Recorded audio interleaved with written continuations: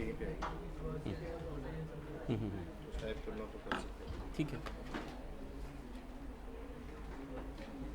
ठीक है जी, thank you. Start करिए बेटा। आओ बेटा, आज की क्योंकि फर्स्ट क्लास है ना, थोड़ा सा आपको पेपर के बारे में बताता हूँ बेटा। ठीक है, एडमिशन का काम सबका हो गया बेटा? आईसीआई का एडमिशन वाला काम या अभी चल रहा है? अभी चल रहा है।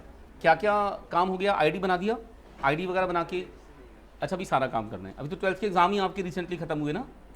कब हुए? 31 को हुए ज़्यादा बच्चों के एग्ज़ाम ना, लास्ट मैथ का हुआ और अकाउंट, सॉरी। और अभी कोई एग्ज़ाम वोकेशनल वाला पेंडिंग हो किसी बच्चे का आपका बेटा? अब तो मेन फ्री हो गए आप सारे वहाँ से, ठीक है। चलो, रिजल्ट के लिए बेस्ट ऑफ लक। ठीक है, 2 से 2.5 महीने अभी तो हमारे पास। आओ मैं आपको लॉ के पेपर के बारे में बताता हूँ बेटा। बेटा, आई एम सौरभ जैन, मैं CS, CMA, LLB और मास्टर्स ऑफ लॉ मैंने किया हुआ है बेटा। लास्ट 27 ईयर्स से पढ़ा रहा हूँ बेटा। आपको लॉ कराऊंगा और अभी जो हम पढ़ेंगे आज, क्योंकि हमारी फर्स्ट क्लास है, लॉ के बारे में बेसिक बातें सीखेंगे। तो मैं ऐसा मानूंगा कि आपने लॉ के बारे में पहले कभी कुछ नहीं सीखा। थोड़ा सा आपने कुछ लीगल सिस्टम के बारे में 9th और 10th के सिविक्स में सुना होता है बेटा। तो लेकिन हम ऐसा मानेंगे हम जीरो से शुरू करेंगे आज, क्योंकि फर्स्ट क्लास है, बहुत ही बेसिक कॉन्सेप्ट से देखेंगे। देखो, जो आपने CA फाउंडेशन में एडमिशन लिया है, हमारे पेपर का नाम है लॉ एंड BCR। BCR है बिजनेस कम्युनिकेशन एंड रिपोर्टिंग। तो हमारा पेपर है लॉ एंड BCR। पूरा पेपर 100 मार्क्स का है, 100 नंबर का हमारा पूरा पेपर है, जिसमें से 60 मार्क्स का 60 नंबर का लॉ है बेटा और 40 नंबर का है BCR। Law and BCR subjective paper है, हमारे पास MCQ नहीं है।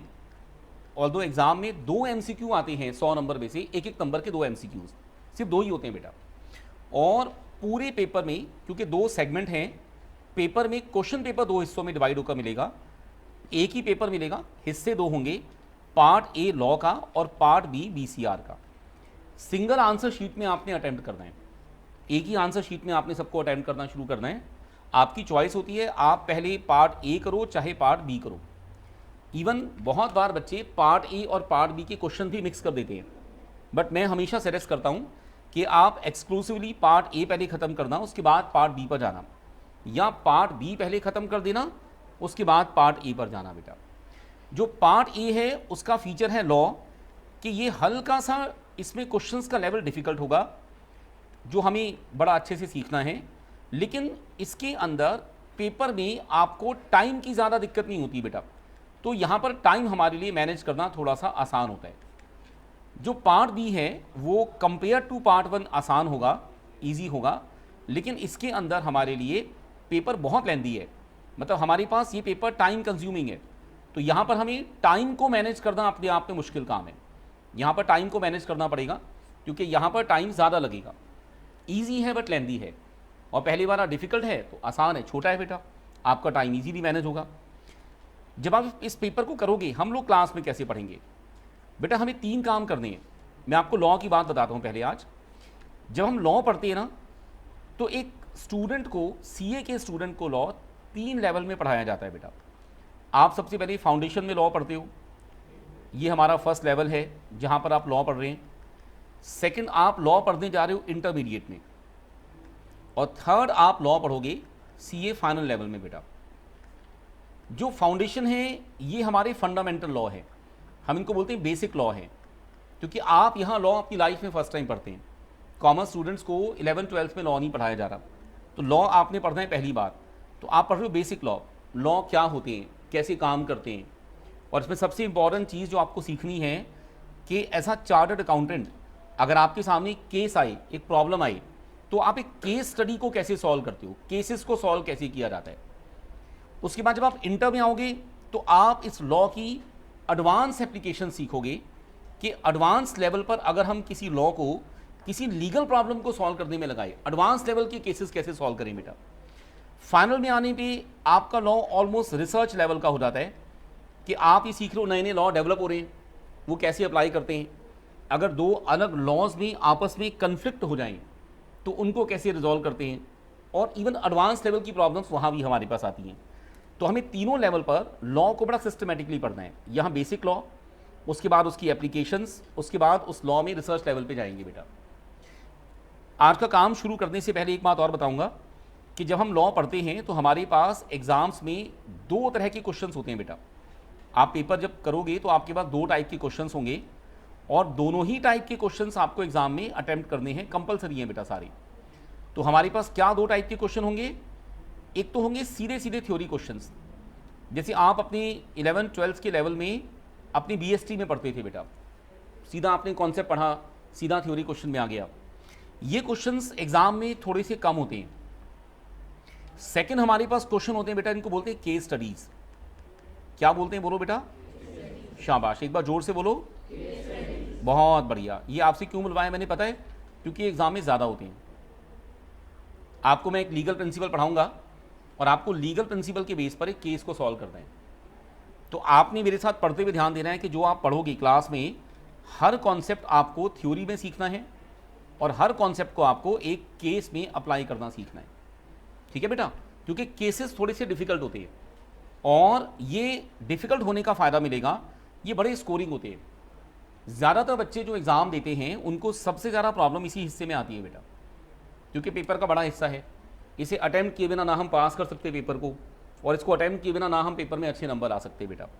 और सबसे इंपॉर्टेंट काम कि इनके आंसर छोटे होते हैं, केसेस के आंसर थ्योरी क्वेश्चन के कंपैरिजन में छोटे होते हैं, क्योंकि क्वेश्चन डिफिकल्ट हो गया तो लेंथ कम हो गई। तो हम इन केसेस को बहुत अच्छे से अटैम्प्ट करना चाहते हैं पेपर के अंदर, और हम चाहते हैं यहाँ से थोड़ा सा टाइम बचा सकें। जो टाइम यहाँ से बचा सकेंगे उस टाइम को हम हमारे BCR वाले पोर्शन में कंज्यूम करेंगे, क्योंकि वो ईजी है लेकिन वो लेंथी पार्ट है हमारा। ठीक है बेटा, क्लास में कैसे पढ़ेंगे, क्लास में पढ़ते हुए दो तीन चीज़ों का ध्यान रखना है। मैं आपको हर चीज़ सिखाऊंगा। हमारा मेन फोकस होना चाहिए अंडरस्टैंडिंग पर, कहीं पर भी रट्टाफिकेशन नहीं करना। मैं आपके साथ क्लास में पढ़ते हुए किताब खोल के नहीं बैठूंगा, मैं सारी चीज़ें सीख के याद करके बैठूंगा। खूब घर पे घोटे मार मार के आऊँगा, रट्टे मार मार के आऊँगा, है ना। तो मैं आपसे कहूँगा, देखो मेरे हाथ में किताब नहीं है, आपने भी रजिस्टर लेना है, सब कुछ दिमाग में इकट्ठा करना है, क्योंकि आपको जो भी थ्योरी कॉन्सेप्ट सिखाऊंगा ना बेटा, उसके ऊपर आपको एक केस सॉल्व करना है। तो मान लीजिए मैं आपका क्लाइंट हूँ, आप मेरे चार्टर्ड अकाउंटेंट हो, तो मैं आपके सामने प्रॉब्लम लेकर आऊँगा कि ये प्रॉब्लम है, इसका सॉल्यूशन बताना है। तो आप ऐसा नहीं कर सकते मेरे सामने कि किताब खोल के बैठ गए, रुको सर मैं पहले किताब खोल के सॉल्यूशन बताऊँगा, तो फिर मैं आपको फीस नहीं दूंगा, फिर तो मैं आपकी किताब का नाम पढ़ दूंगा चोरी से, घर पे जाके सेम किताब ढूंढूंगा, है ना बेटा। तो आपने हर चीज़ अपने ब्रेन से बताना है, इंटेलेक्चुअल काम है हमारा। तो हमें क्या करना है, हर चीज़ की अंडरस्टैंडिंग को डेवलप करना है बेटा। दूसरा काम आपको बेटा, क्योंकि पेपर को बहुत अच्छे से अटेम्प्ट करना है, लीगल पेपर है, लॉ का पेपर है, लीगल लैंग्वेज पे खास ध्यान देना है। तो मैं आपको क्लास में कॉन्सेप्ट्स को लिखना सिखाऊंगा। समझिए, हम हर कॉन्सेप्ट को रिटर्न वर्क में करेंगे, लिख कर करेंगे। ये हमारा USP, हमारा यूनिक सेलिंग पॉइंट कि हम हर कॉन्सेप्ट को क्लास में लिख कर करते हैं। इवन 80% जगहों पर जो बच्चे पढ़ते हैं, क्लास में टीचर्स किताब लेकर बैठे हैं बेटा, और वो बच्चा खाली ओरली उसको सीखने लग रहा है, तो पेपर में लिखने में बड़ी समस्या आती है। थोड़ा हमारा टाइम औरों से ज़्यादा लगता है, हम चीज़ों को सीखते हैं फिर उनको लिखते हैं। तो आपको लिखना है ना, आपको बड़ी मेहनत करनी है। जो काम सीखोगे, हर चीज़ को सीखना है, हर चीज़ को लिखना है, ताकि कोई भी कितना भी डिफिकल्ट केस आए आप उसको सॉल्व कर सको। तीसरा सबसे इंपॉर्टेंट काम, मैं हर इंपॉर्टेंट कॉन्सेप्ट के ऊपर आपको छोटे छोटे और बड़े बड़े फ्लो चार्ट बनवाऊंगा बेटा। ये फ्लो चार्ट का क्या फ़ायदा होगा, जो लंबे कॉन्सेप्ट हैं, डिफ़िकल्ट कॉन्सेप्ट हैं, उनको डिटेल में लिखेंगे, याद करेंगे, सीखेंगे और एक फ्लो चार्ट बना लेंगे। तो फ्लो चार्ट कब काम आएगा, जब आप लास्ट डे एग्ज़ाम देने बैठेंगे। एक पेपर देकर आएंगे, पेपर 1 अकाउंट्स का पेपर होगा, उसके बाद सेकंड पेपर लॉ का होगा, बीच में एक दिन का गैप होगा खाली। ठीक है बेटा, सिंगल डे के गैप में पूरा सिलेबस रिवाइज करना है। हमारे यहाँ गैप फिक्स होता है, एक एक दिन के गैप में पेपर होते हैं बेटा। तो एक दिन के गैप में आपको लॉ का पेपर देना है। अब सिलेबस है बहुत बड़ा, तो उस एक दिन में या 1.5 दिन में आपको पूरा सिलेबस रिवाइज करना है। तो उस वक्त क्या करते हैं, पूरे मोटे मोटे रजिस्टर या किताबों को लेके नहीं खोल सकते बेटा। तो हम उस वक्त फ्लो चार्ट्स की मदद से उनको रिवाइज करेंगे, सारा पहले पढ़ के पहले रिवाइज करेंगे, लास्ट डे के लिए फ्लो चार्ट बनाएंगे बेटा। यहाँ तक की बात समझ गए बेटा। हर चीज़ को सीखना है, हर चीज़ को खूब लिखने की प्रैक्टिस करेंगे। ये हमारा ऐसा एक एरिया होना चाहिए कि हमारा पेपर परफेक्शन से सॉल्व हो बेटा। हमें अपने पेपर के हर एरिया को पढ़ने हैं, ठीक है। ज़्यादातर बच्चे थ्योरी पर ज़्यादा फोकस करके जाते हैं, थ्योरी पढ़ते हैं, याद करते हैं, रट लेते हैं, एग्जाम में चले जाते हैं, तो लॉ में नंबर कम हो जाते हैं। हमें थ्योरी और केस स्टडी सबको इक्वली ध्यान देना है बेटा, ठीक है बेटा। ये मैंने आपको बताया कि पेपर में हमें क्या क्या काम करना होता है। आपका मेन एग्जाम का पूरा पेपर आपको ब्लैक कलर के बॉल पेन से करना होता है। कंपलसरी ब्लैक कलर का बॉल पेन यूज़ करना है मेन एग्जाम में, ब्लू कलर का पेन आपको यूज़ करना मना होता है। तो मैं चाहूँगा क्लास में भी आप आज तो आप जो भी पेन लाए उससे ही काम करो, नेक्स्ट टाइम से ब्लैक पेन ले लो, खूब सारे ले लो, बैग भर के खरीद डालो, है ना। समझो हमारी मैरिज हो गई, शादी होगी ब्लैक कलर के बॉल पेन के साथ बेटा, उसी से पढ़ना है, उसी से लिखना है। सारे पेपर बेटा फाउंडेशन इंटर फाइनल में एमसीक्यूज को छोड़कर हर पेपर ब्लैक कलर के बॉल पेन से होता है, ठीक है। ब्लैक कलर का बॉल पेन, जेल पेन भी बना होता है पेपर में यूज़ करना। आप अभी से ब्लैक कलर के बॉल पेन खरीदो, घर पे जाओ धरना दो, पापा को बोलो शाम तक ब्लैक कलर के बॉल पेन की पेटी खरीद के डाल दें, क्योंकि हमें उसी से लिखना है। हेडिंग भी उसी से बनानी है, हाइलाइटर का इस्तेमाल मना है, blue colour, green colour, red colour सब बना है आपके लिए, ठीक है बेटा। ब्लैक कलर के पेन के साथ ही काम करना है, तो नेक्स्ट टाइम से उसी को यूज़ करना। एक रजिस्टर, जैसे आपका ये रजिस्टर है, एक बार उठा के दिखा दो उन्हें सबको, एक बार इतना थिकनेस का रजिस्टर है, थोड़ा ऊपर दिखा, जोर से दिखा दें, थैंक यू बेटा। इतना रजिस्टर लॉ के लिए आना है बेटा, तो एक सेपरेट रजिस्टर बनाना लॉ का, कंबाइन सभी पेपर्स का कंबाइन रजिस्टर नहीं बनाना। और यहाँ जो सिखाऊंगा, जो लिखवाऊंगा, घर पे जाके उसको एक बार दोबारा से फेयर करके लिख लिया करो। अपने फेयर रजिस्टर में दोबारा जब लिखते हो ना बेटा, यहाँ तो आप ब्लैक कलर के पेन से लिखो, घर पे फेयर रजिस्टर में जब लिखोगे तो उसमें आप मल्टी कलर पेन यूज़ करो, हाईलाइटर यूज़ करो आपके रिवीजन के लिए, लेकिन जो यहाँ रजिस्टर बनाओ उसको ब्लैक कलर से बनाओ। तो मुझे आपके रजिस्टर को चेक करते हुए आसानी होती है कि आपकी जो आंसर है वो एग्ज़ाम में कैसा दिखाई देगा, है ना बेटा। मैं आपके आंसर बीच बीच में चेक करने आऊँगा, आपने घबराना नहीं। मैं हर कुछ कॉन्सेप्ट के बाद आपको एक क्वेश्चन लिखने को दूंगा, साथ में चेक करने बीच में आऊँगा। और मैं चाहूँगा कि आप जो लिख रहे हो ना, ठीक वैसे ही लिखो जैसे आप एग्ज़ाम में लिखने की कोशिश करोगे। लिखना कैसे है मैं सिखाऊंगा, थ्योरी क्वेश्चन कैसे अटैम्प्ट करने हैं, केस स्टडी कैसे अटैम्प्ट करने हैं, सब सिखाऊंगा। लॉ आपके लिए बिल्कुल नया है, तो मेरे लिए आप लॉ में एक ऐसे स्टूडेंट हैं जिन्होंने आपके लॉ पहले कभी नहीं पढ़ा। आपने लॉ के बारे में क्या देखा, जो अखबार में न्यूज़ सुनी हो, पढ़ी हो, टीवी पे न्यूज़ देखी हो, तो हमने खाली वो देखा हुआ है ना। तो हम आपको लॉ जो सीखेंगे, सिखाएंगे, बेसिक से एडवांस लेवल तक बेटा हमें जाना है, ठीक है बेटा। तो ये है एक काम, और यहाँ से शुरुआत करते हैं बेटा। यहाँ तक की बात में कुछ पूछना हूँ आपने बेटा, 3 चीज़ों पे ध्यान देना, अंडरस्टैंडिंग पर, लिखने पर और याद करने पर। याद करने में फ्लो चार्ट आपकी मदद करेंगे। चलिए मैं आपको आपके पहले आज के लिए शुरू करते हुए पहले लॉ वाले हिस्से में से आपके पेपर्स के नाम एक बार आपको बताऊं। लॉ में कौन कौन से लॉ हम आपको पढ़ाते हैं, ये देखो बेटा। आप पहले यहां देखो बेटा, हमारे पास 5 लॉ हम आपको पढ़ाने जा रहे हैं बेटा। अभी 2 मिनट के बाद इस फ्लो चार्ट को एक बार नोट कीजिएगा। ये हमारे 5 लॉ हैं बेटा। आपके किताब जो आपको वहां से मिलेगी, स्टडी मॉड्यूल मिलेगा, उसके सीक्वेंस से मैंने इनको लिखा। पहले 2 लॉ उनके सीक्वेंस में हैं। सबसे पहला लॉ है लॉ ऑफ कॉन्ट्रैक्ट। बोलो कौन सा लॉ सबसे पहला बेटा? शाबाश बेटा। ये बताते हैं कॉन्ट्रैक्ट क्या होते हैं, अग्रीमेंट्स, कॉन्ट्रैक्ट क्या होते हैं। हम इसी से शुरुआत करेंगे। ये हमारा सबसे पहला लॉ होगा बेटा। ये हमारे सिलेबस का सबसे बड़ा लॉ, रादर हमारे पूरे सिलेबस का 60% से ज़्यादा लंबा हिस्सा ये हमारा पहला चैप्टर है। तो हमारे पूरे पेपर का 60% लेंथ का हिस्सा हमारा पहला चैप्टर। बाकी चारों मिलके इतने बड़े हैं, उनसे डबल बड़ा फर्स्ट वाला। उसके बाद सेकेंड लॉ आएगा सेल ऑफ गुड्स एक्ट। ये सिखाएगा गुड्स की सेल कैसे होती है। गुड्स मतलब जैसे मुझे टेबल खरीदनी है, मुझे लैपटॉप खरीदना है, मुझे मोबाइल फ़ोन खरीदना है, गुड्स हैं। गुड्स की सेल और परचेज का लॉ, गुड्स की सेल परचेज कैसे होती है। तीसरा लॉ बड़ा इंपॉर्टेंट बेटा, law of partnership. Partnership firms कैसे बनाई जाती हैं और कैसे चलाई जाती है। आपने अपने 11th और 12th में पार्टनरशिप के अकाउंटिंग ट्रीटमेंट सीखे हैं, अकाउंट्स कैसे बनते हैं। हमें उससे कोई मतलब नहीं बेटा, हाँ वो सारा काम अकाउंट्स वाले सर का हो गया। अब आपको सीखना है फर्म कैसे बनती है। मैं आपके पास आकर कहूँगा सर मेरी फर्म बनवा दो, रजिस्ट्रेशन करवा दो, तो आप मेरी फर्म बनवाओगे, रजिस्टर करवाओगे। एक दिन हमारी फर्म में झगड़ा हो गया, मैं कहता हूँ डिसोल्यूशन करवा दो। मैं एक दिन आपसे आकर कहूँगा फर्म में एडमिशन हो रहा है, एक दिन आकर कहूँगा किसी की रिटायरमेंट होनी है, तो लीगल प्रोसेस कैसे चलते हैं। तो ये सब है हमारा लॉ ऑफ पार्टनरशिप। चौथा लॉ बेटा कंपनी लॉ, हमारी लाइफ का सबसे इंपॉर्टेंट लॉ बेटा। कंपनी लॉ साइज में बहुत बड़ा होता है। ये लॉ है कंपनीज एक्ट 2013, इंडिया में सभी कंपनीज को चलाने का लॉ, कंपनीज एक्ट। ये हमारा मेन लॉ। हम इसको क्या बोलते हैं कि इस लॉ में 470 सेक्शंस हैं, उनके अंदर रूल्स हैं 2500 से ज़्यादा रूल्स हैं, 2500 से ज़्यादा रूल्स हैं।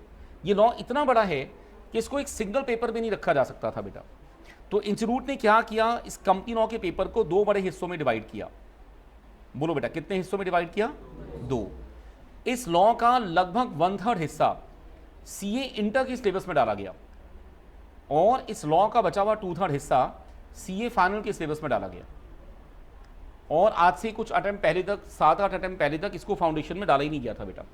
कुछ इंटर में, कुछ फाइनल में, फाउंडेशन में था ही नहीं बेटा। उसके बाद जब इंटर में पहली बार बच्चे इस लॉ को पढ़ते थे तो बड़ी प्रॉब्लम आती थी, क्योंकि लॉ बहुत बड़े साइज़ का था, इसकी वर्किंग थोड़ा सा अलग होती है। तो अभी क्या किया गया, इंटर के टॉपिक्स के अंदर से, जो इंटर का सिलेबस था उसमें से 4 टॉपिक छोटे छोटे उठाए गए और उन 4 टॉपिक्स का सिर्फ इंट्रोडक्शन। बोलो बेटा क्या चीज़ उन 4 टॉपिक्स का? जैसे बाहुबली आने वाली है नई पिक्चर मान लीजिए, तो उसका खाली प्रोमो दिखा रहे हैं आपको, तो उनका खाली इंट्रोडक्शन फाउंडेशन में आपको डाला गया।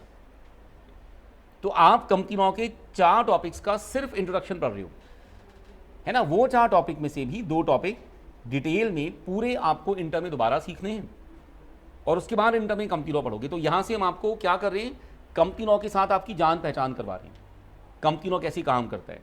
तो हमारे पास ये हमारा एक बड़ा इंपॉर्टेंट लॉ है, क्योंकि ये हमारे इंटर और फाइनल में हमारे साथ जाएगा। कहते हैं ना हम सब खाली हाथ आते हैं, खाली हाथ जाते हैं, तो हम लोग क्या बोलते हैं, कंपनी लॉ लेकर आए, कंपनी लॉ लेके जाएंगे। इंटर फाइनल में इसी को लेके जा रहे हैं बेटा। आखिरी लॉ होगा बेटा हमारा एनएलपी, इसे बोलते हैं limited liability partnerships. Limited liability partnership क्या है और कैसे चलती हैं, इनका लॉ बेटा। ये 5 लॉ हैं हमारे पास। एग्जाम में हर एक लॉ में से क्वेश्चन आते हैं, तो हम किसी भी लॉ को छोड़ नहीं सकते। सबसे पहले वाला सबसे बड़ा है एक एग्जाम में, क्योंकि लॉ 60 नंबर का 60 मार्क्स का है, तो 60 मार्क्स के लॉ में लगभग 20 मार्क्स के क्वेश्चन हमने देखा वो यहाँ से आते हैं। बाकी हर लॉ में से 12 से 15, 12 से 15 नंबर के क्वेश्चन आते हैं बेटा। लॉ का पूरा पेपर बेटा आपको अटेम्प्ट करना है 60 मार्क्स, लेकिन पेपर होगा 72 मार्क्स का। 12 नंबर का एक क्वेश्चन एक्स्ट्रा होता है, जिसे हम एक्सटर्नल चॉइस में छोड़ा करते हैं। एक क्वेश्चन एक्स्ट्रा होगा, एक एक्सटर्नल चॉइस है, आप कोई भी एक क्वेश्चन छोड़ सकते हो। बट एग्जामिनर यहाँ भी थोड़ा सा शरारती होता है बेटा, नॉटी होता है। वो क्या करता है कि एक क्वेश्चन बहुत डिफिकल्ट बनाना चाहता है हमेशा, और वो चाहता है कि हर स्टूडेंट इसको अटेम्प्ट करे। तो हम इस पेपर में फर्स्ट क्वेश्चन हमेशा कंपलसरी डालते हैं, और फर्स्ट क्वेश्चन के अंदर भी बेटा हम लोग क्या करते हैं, 5 लॉ है ना बेटा, कम से कम 3-3, 4-4 लॉ के 3-4 क्वेश्चन बना के डाल देते हैं। Sub division, first A, first B, first सी, हर एक लॉ का एक क्वेश्चन डाल देते हैं। तो आपको कंपलसरी क्वेश्चन में कम से कम 3 लॉज के क्वेश्चन अटेम्प्ट करने पड़ रहे हैं। तो हम सारे डिफिकल्ट क्वेश्चन ही डाल देते हैं, बाकी सब बाहर डाल देते हैं। उनमें से आप एक क्वेश्चन एक्सटर्नल चॉइस में छोड़ सकते हो बेटा।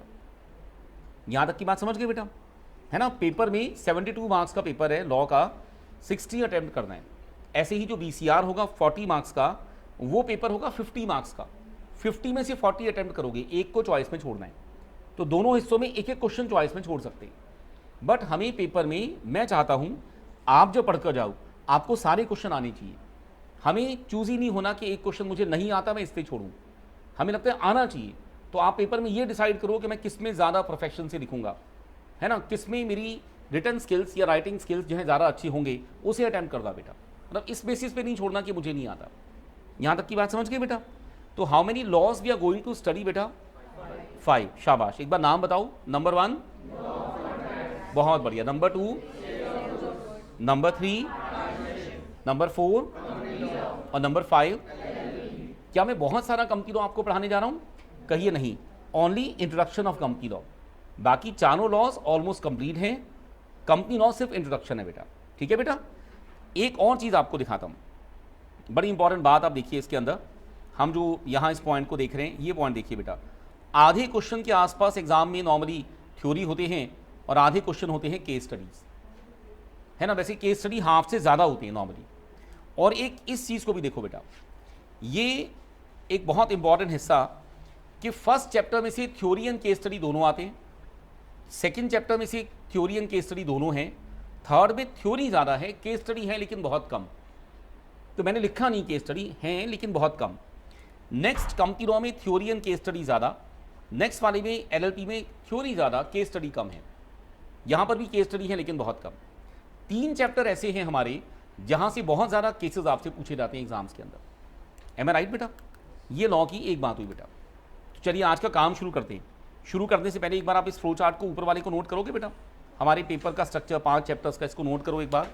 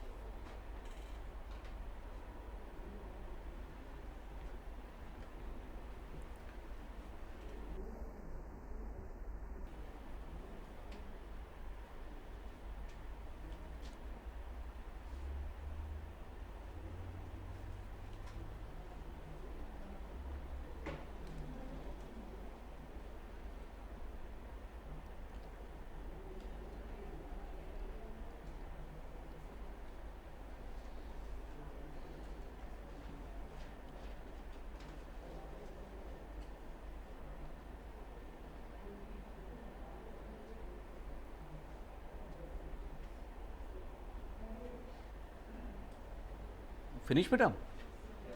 Okay,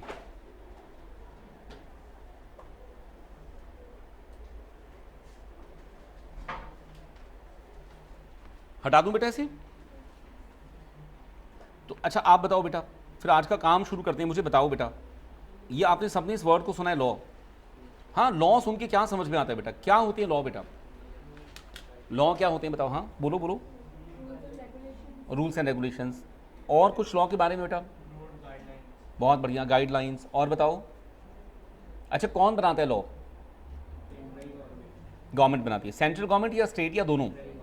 central government. स्टेट नहीं बनाती लॉ? स्टेट गवर्नमेंट नहीं बनाती? ये बनाती है। जैसे हमारे दिल्ली के चीफ मिनिस्टर हैं अरविंद केजरीवाल जी, तो क्या उनके पास लॉ बनाने की पावर होती होगी? नहीं होती होगी? आप कहते हो होती होगी। अच्छा ठीक है। और गवर्नमेंट के अलावा भी कोई और लॉ बनाता है बेटा? पार्लियामेंट। पार्लियामेंट और गवर्नमेंट दो अलग हिस्से या एक ही चीज़ है?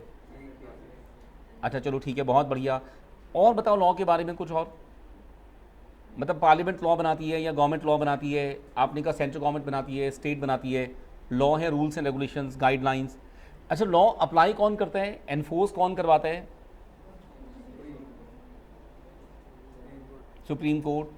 और बताओ, शाबाश, बहुत बढ़िया। अब बताओ, कुछ गलतियां होंगी, मैं सारा ठीक कराऊंगा अभी, कोई दिक्कत नहीं, बताओ बेटा।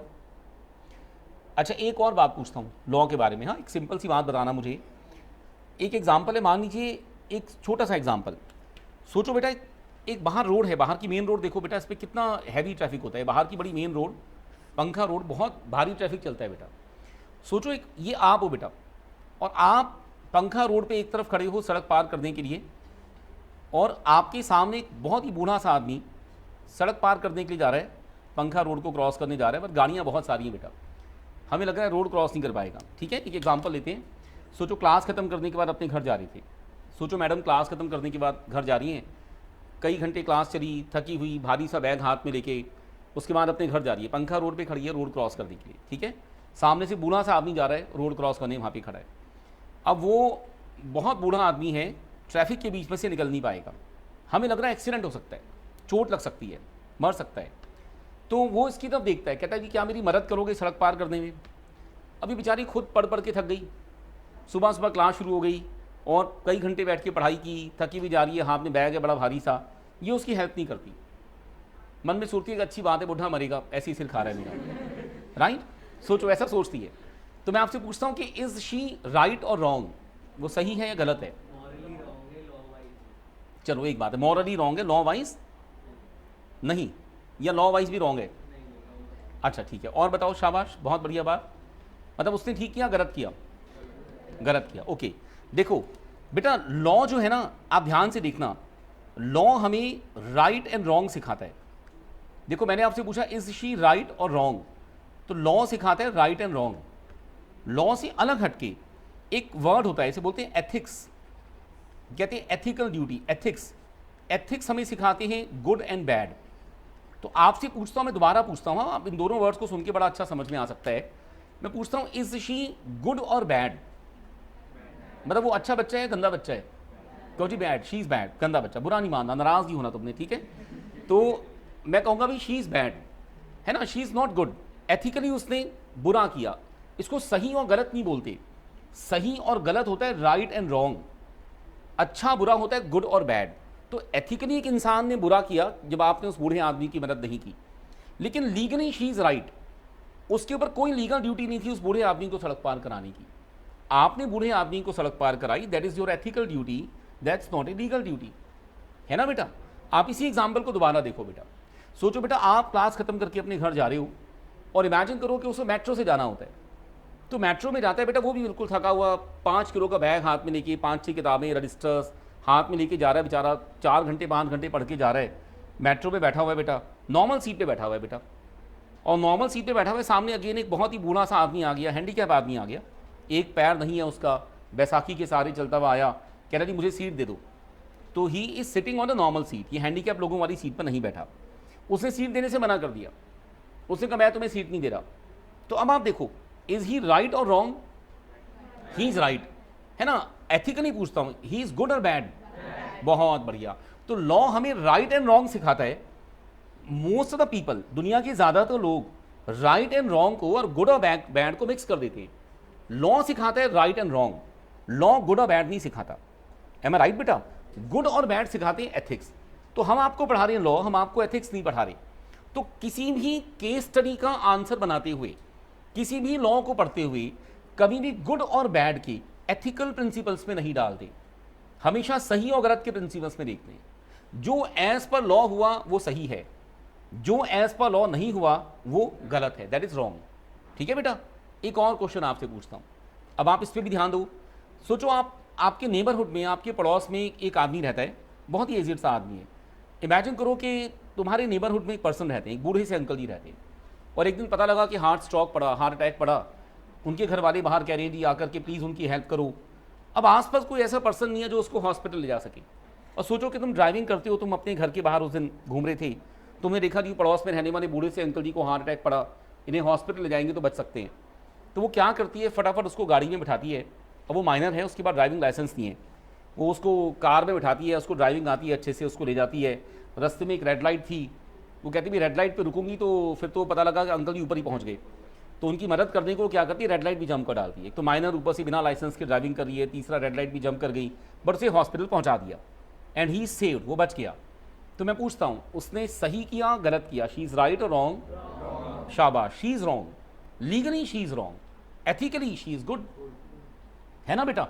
तो देयर आर सिचुएशंस, जो मैंने आपका एग्जाम्पल दिया, they are legally right but they are bad, and she is legally wrong but she is good.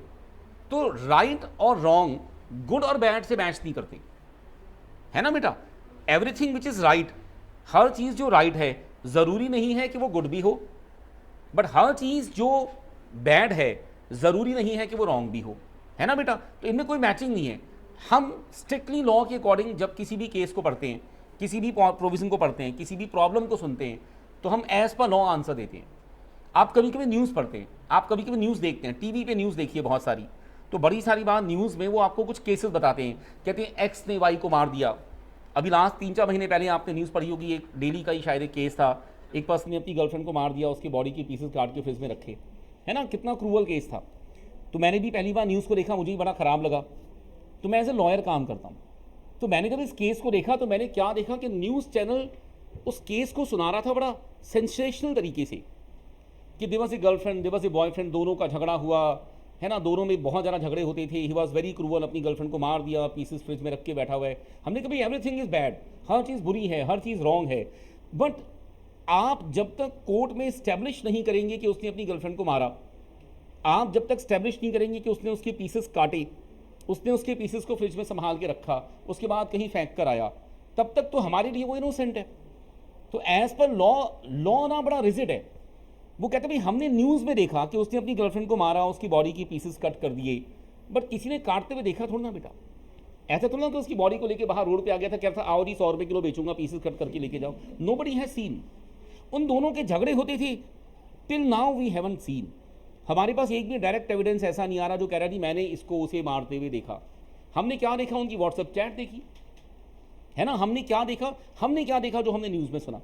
तो हमें लगता है ना वो न्यूज़पेपर का या न्यूज़ चैनल का रिपोर्टर अपने जजमेंट को दे रहा है कि इसने उसे मारा, बट एज पर लॉ वो ऑथराइज नहीं है जजमेंट को देने के लिए, है ना बेटा? एज पर लॉ हमने कोड बनाए हैं इस काम को करने के लिए।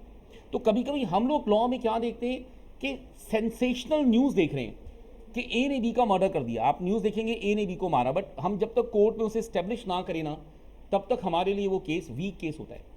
तो मान लीजिए जितने भी केसेस मैं आपको सिखा रहा हूँ, हम आपको, क्योंकि आप एज अ स्टूडेंट लॉ को पढ़ रहे हैं, आपको एज अ लॉयर केस में आर्गूमेंट करने नहीं जाना, तो किसी भी केस में आपको एविडेंसेस नहीं सिखाए जा रहे, क्योंकि अभी आप लाइफ में पहली बार लॉ पढ़ रहे हैं। एविडेंसेस के बिना केसेस को डिसाइड करेंगे। जैसे हम उसी केस को सुनेंगे ना, तो मैं आपसे ऐसा पूछूंगा, बताओ उसने सही किया या गलत किया, तो लीगल प्रिंसिपल्स के according he is wrong. But आप ऐसे लॉयर अगर कोर्ट में आकर आएंगे इस केस में आर्गूमेंट करने, तो सबसे पहले कोर्ट आपसे पूछेगा भाई आपको अपने एविडेंसेस की लिस्ट देनी है, तुम्हारे पास क्या एविडेंसेस है कि इसने उसे मारा। एक एविडेंस हो सकता है कि किसी ने मारते हुए देखा हो, एक एविडेंस हो सकता है किसी ने मारते हुए ना देखा हो, लेकिन जब भी उसे मार रहा था, उसकी बॉडी को काट रहा था, उसकी आवाज़ें आ रही थी, बाजू वाले घर में रहने वाला बंदा अपनी खिड़की में कान लगा के सुन रहा था कि ये उसको मारने लग रहा है।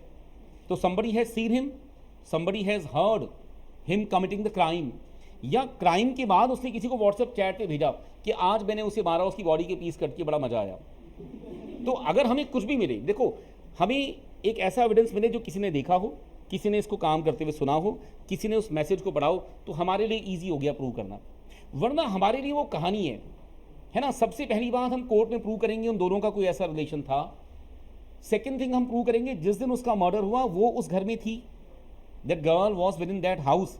अगर मान लीजिए डिफेंस में प्रूव कर दें कि वो लड़की उस दिन वहाँ से 50 किलोमीटर दूर किसी और घर में थी, तो इसका मतलब उसका मर्डर वहाँ उस प्लेस पर नहीं हुआ, इसका मतलब उसने उसे मारा ही नहीं बेटा।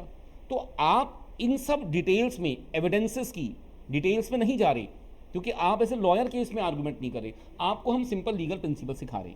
ठीक है बेटा। तो किसी भी केस का आंसर देते हुए कभी चिंता नहीं करनी, सोचना मत कि सर हम इसे प्रूव कैसे करेंगे। वो काम आप मुझे दे दो, वो मेरा काम ऐसे लॉयर प्रूव कर देगा, उसके लिए मैं आपसे फीस लूँगा। तो आपने अपना डिसीजन देना है कि सर इस केस में ऐसा होगा, इस केस में ऐसा नहीं होगा बेटा। ठीक है बेटा। अच्छा, एक और बात पूछता हूँ, जो मैंने आपसे पूछा था कि लॉ कौन बनाता है। देखो मैं आपको लॉ की कुछ बेसिक बातें बताता हूँ। हमारे यहाँ इंडिया में लॉ को जो बनाने की पावर है ना बेटा, हमने वो 3 जगह दी है बेटा। हमारे पास लॉ बनाए जाते हैं 3 तरह से। अगर आपसे कभी भी पूछें लॉ क्या होते हैं, तो आपने, एक बच्चे ने वर्ड बोला था, बहुत अच्छा वर्ड बोला था, आपने कहा था laws are rules and regulations. Law rules हैं, लॉ रेगुलेशंस हैं, ये आपने बिल्कुल सही बोला था। गाइडलाइंस भी हैं, ये बिल्कुल ठीक बोला था। लेकिन लॉ कैसे बनता है, लॉ कैसे बनता है बेटा, तो कहना सबसे पहले इंडिया में लॉ बनाने का पहला सोर्स है पार्लियामेंट। ठीक है, हम कभी भी गवर्नमेंट नहीं बोलते, हम बोलेंगे पार्लियामेंट। लॉ को कौन बनाता है, बोलो बेटा, पार्लियामेंट। शाबाश बेटा। लॉ बनाने का दूसरा सोर्स है judiciary. Supreme court and high court दोनों लॉ बना सकते हैं। Supreme court and high court, जो उनसे छोटे कोर्ट होते हैं, जैसे हमारा द्वारका कोर्ट, एक कोर्ट का नाम सुना होगा पटियाला हाउस कोर्ट, तीसरी कोर्ट, ये होते हैं डिस्ट्रिक्ट कोर्ट। क्या बोलते हैं इनको बेटा, शाबाश, एक बार फिर से बोलो क्या बोलते हैं। तो डिस्ट्रिक्ट कोर्ट लॉ नहीं बना सकता, high court supreme court law बना सकते हैं, डिस्ट्रिक्ट कोर्ट बने बनाए लॉ को ही अप्लाई करवाता है। तीसरा लॉ बनाने का सोर्स होता है कस्टम्स, रीति रिवाज। तो मैं आपको एक एक बार तीनों के बारे में बताता हूँ। पहले कस्टम्स के बारे में बताता हूँ। कस्टम मतलब रीति रिवाज। जैसे से फॉर एग्जांपल आप सिख हैं तो आपकी मैरिज कैसे होती है, गुरु ग्रंथ साहब जी के फेरे लेकर। आप हिंदू हैं तो आपकी मैरिज कैसे होती है, अग्नि के फेरे लेकर। आप मुस्लिम हैं तो आपकी मैरिज कैसे होती है, निकाह के तरीके से। आप क्रिश्चियन हैं तो आपकी मैरिज कैसे होती है, चर्च के अंदर एक प्रीस्ट के सामने। ये आपके रीति रिवाजों के अकॉर्डिंग चल रहा है ना बेटा। तो ये रीति रिवाज है। कस्टम्स, कस्टम मतलब ट्रेडिशन, रीति रिवाज, इनसे भी लॉ बनते हैं। तो कस्टम भी लॉ बनाता है बेटा, सबसे पहला सोर्स कस्टम। लेकिन ये बड़ी गिनती के लॉ बनाता है, मैरिज वगैरह के पर्सनल लॉज। जैसे आपकी मैरिज कैसे होगी, आपकी रीति रिवाजों से, कस्टम से पता लगेगा। तो हम ऐसे लॉज को कहते हैं पर्सनल लॉज। बोलो बेटा क्या कहते हैं, पर्सनल लॉज। अब हम जो आपको पढ़ा रही, मैं जो आपको सिखा रहा हूं, ये हैं हमारे पास बिजनेस लॉज, कि बिजनेस में लॉज कैसे बनते हैं। आप मेरे साथ सीखने जा रहे हो बिजनेस लॉज। बिजनेस लॉज का सबसे बड़ा सोर्स है बेटा पार्लियामेंट, और दूसरा सबसे बड़ा सोर्स है जुडिशरी। पहले पार्लियामेंट की बात बताता हूं। पार्लियामेंट के 2 सेगमेंट है बेटा, एक है लोकसभा और एक है राज्यसभा। ठीक है, Lok Sabha and Rajya Sabha. Lok Sabha has more powers than Rajya Sabha. Lok Sabha के पास ज्यादा पावर है राज्यसभा के कंपैरिजन में। तो हर लॉ जब भी बनता है ना बेटा, वो लोकसभा से जरूर पास होगा, खाली राज्यसभा से पास होकर लॉ नहीं बन सकता। तो लॉज को बनाने की मेन पावर दी जाती है लोकसभा को। देयर आर सम लॉज, कुछ ऐसे लॉज हैं जो अकेले लोकसभा भी बना देती है। वैसे अधिकतर लॉज को लोकसभा एंड राज्यसभा दोनों मिलकर बनाती हैं, दोनों पास करती हैं। जब लोकसभा या राज्यसभा लॉ बनाती है तो वो होल इंडिया के लिए, पूरे इंडिया के लिए लॉ बनाती है बेटा। लोकसभा राज्यसभा लॉ बनाती है पूरे इंडिया के लिए, ये पूरे इंडिया में अप्लाई की जाती है बेटा।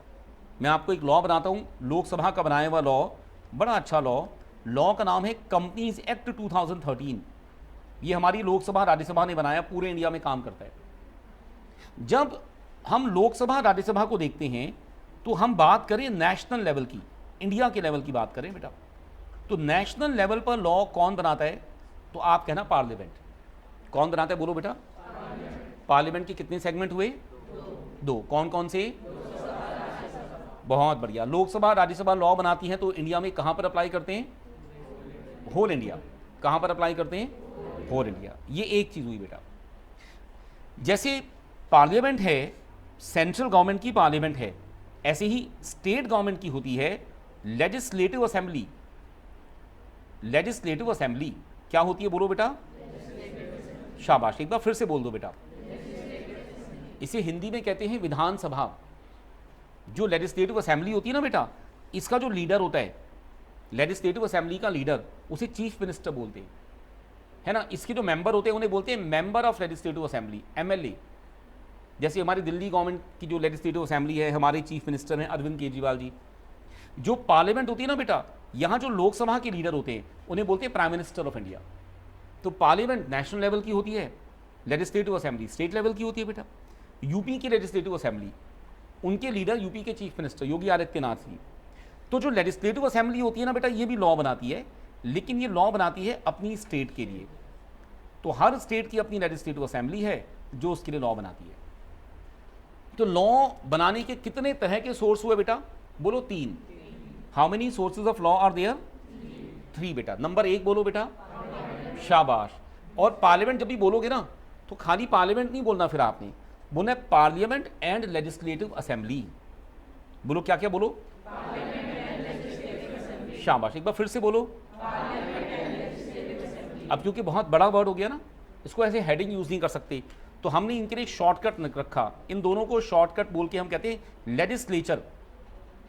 आपने सिविक्स में भी शब्द को सुना है लेजिस्लेचर, इसे बोलते हैं लेजिस्लेचर। बोलो क्या नाम है इसका बेटा? एक वर्ड बोलता हूं, बड़ा सुंदर सेंटेंस। लेजिस्लेचर लेजिस्लेट करता है। लेजिस्लेट मतलब लॉ बनाता है। तो लेजिस्लेचर लेजिस्लेट करता है। Legislate means to make laws. तो इंडिया में, पूरे इंडिया के लिए लॉ बनाने का लेजिस्लेचर है हमारी पार्लियामेंट। पार्लियामेंट के कितने सेगमेंट बेटा? 2। कौन कौन से? Which one is having more powers? तो every law created by parliament must be pass by Lok Sabha. Law may or may not be pass by Rajya Sabha depending upon the nature of law. कुछ ऐसे law होते हैं जो अकेले लोकसभा भी बना देती है, वैसे हर लॉ लोकसभा राज्यसभा दोनों बनाती है बेटा। समझ गए बेटा? सेकंड लॉ का सेकंड सोर्स क्या है? जुडिशरी। इस पर चलते हैं बेटा हम। जो जुडिशरी है ना बेटा, मैंने आपको बोला था अभी कुछ देर पहले, सुप्रीम कोर्ट लॉ बनाता है और हाई कोर्ट्स लॉ बनाते हैं। ठीक है, हाई कोर्ट सुप्रीम कोर्ट के जजेस के पास लॉ बनाने की पावर होती है। इनके पास 2 पावर होती है बेटा। एक तो बने बनाए लॉज को अप्लाई करना, दूसरा नए लॉ बनाना। तो नए लॉ भी बना सकती है ना। आज से बहुत साल पहले की बात बताता हूँ, 2013 से पहले की बात बता रहा हूँ। आजकल आपने राहुल गांधी जी का केस सुना होगा। एक केस में उन्हें 2 साल की सजा हुई है, बड़ा हंगामा मचा हुआ है पूरे इंडिया में, मीडिया में जगह जगह न्यूज़ देखते होंगे। तो 2012-2013 में सुप्रीम कोर्ट में केस चल रहा था। पार्लियामेंट से कहा गया था आज से 20 साल पहले, 20 साल से भी ज़्यादा पहले, कि जो क्रिमिनल्स होते हैं उन्हें एमपी और एमएलए का इलेक्शन लड़ने से रोका जाए। भाई क्रिमिनल आदमी पॉलिटिशियन नहीं बनना चाहिए। कल कोई गुंडा पॉलिटिशियन बन जाता है, एमपी बन जाता है, उसका मिनिस्टर बन जाता है, जैसा हम मूवीज़ में देखा करते। तो पार्लियामेंट ने कभी लॉ ही नहीं बनाया बेटा, क्योंकि पार्लियामेंट के बहुत सारे एमपी और एमएलए ऐसे थे जिनके अगेंस्ट केसेस चलते थे। तो पार्लियामेंट ने कभी लॉ नहीं बनाया। तो एक एनजीओ ने, एक नॉन गवर्नमेंट ऑर्गेनाइजेशन ने सुप्रीम कोर्ट में केस किया कि सर जो क्रिमिनल्स पॉलिटिक्स में आते हैं उन्हें रोकने के लिए प्लीज़ आप कुछ करो। तो सुप्रीम कोर्ट ने लॉ बना दिया। सुप्रीम कोर्ट ने क्या कर दिया बोलो?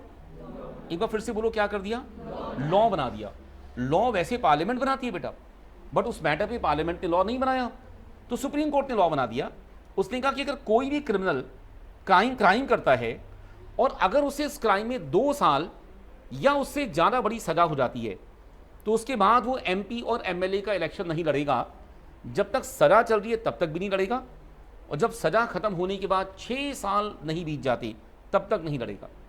तो अगर आज किसी पॉलिटिशियन को 2 साल की जेल की सजा हो जाए, फॉर एग्जांपल राहुल गांधी जी का एग्जांपल, तो 2 साल तक प्लस उसके बाद 6 साल तक, 8 साल तक इलेक्शन नहीं लड़ पाएंगे। एक बात पूछ रहा हूँ, हमें राहुल गांधी जी को के बारे में डिस्कस नहीं करना, हमें डिस्कस करना है इस लॉ के बारे में। इस लॉ को किसने बनाया बेटा?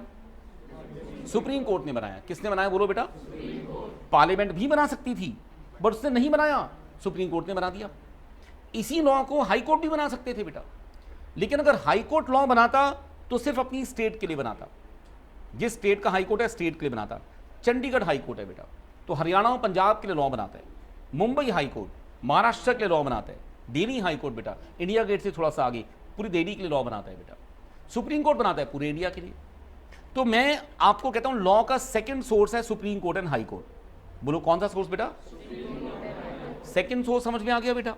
बेटा मैं फर्स्ट सोर्स भूल गया लॉ का, बताओ पहला सोर्स कौन सा है? शाबाश, पार्लियामेंट। आपने लेकिन अधूरा बोला, पार्लियामेंट एंड शाबाश, तो आपने बहुत बड़ा बोल दिया, शॉर्टकट में बोलो शाबाश। फिर से पूछूंगा, लॉ का पहला सोर्स लेजिस्लेचर। हाँ, लेजिस्लेचर के कितने हिस्से?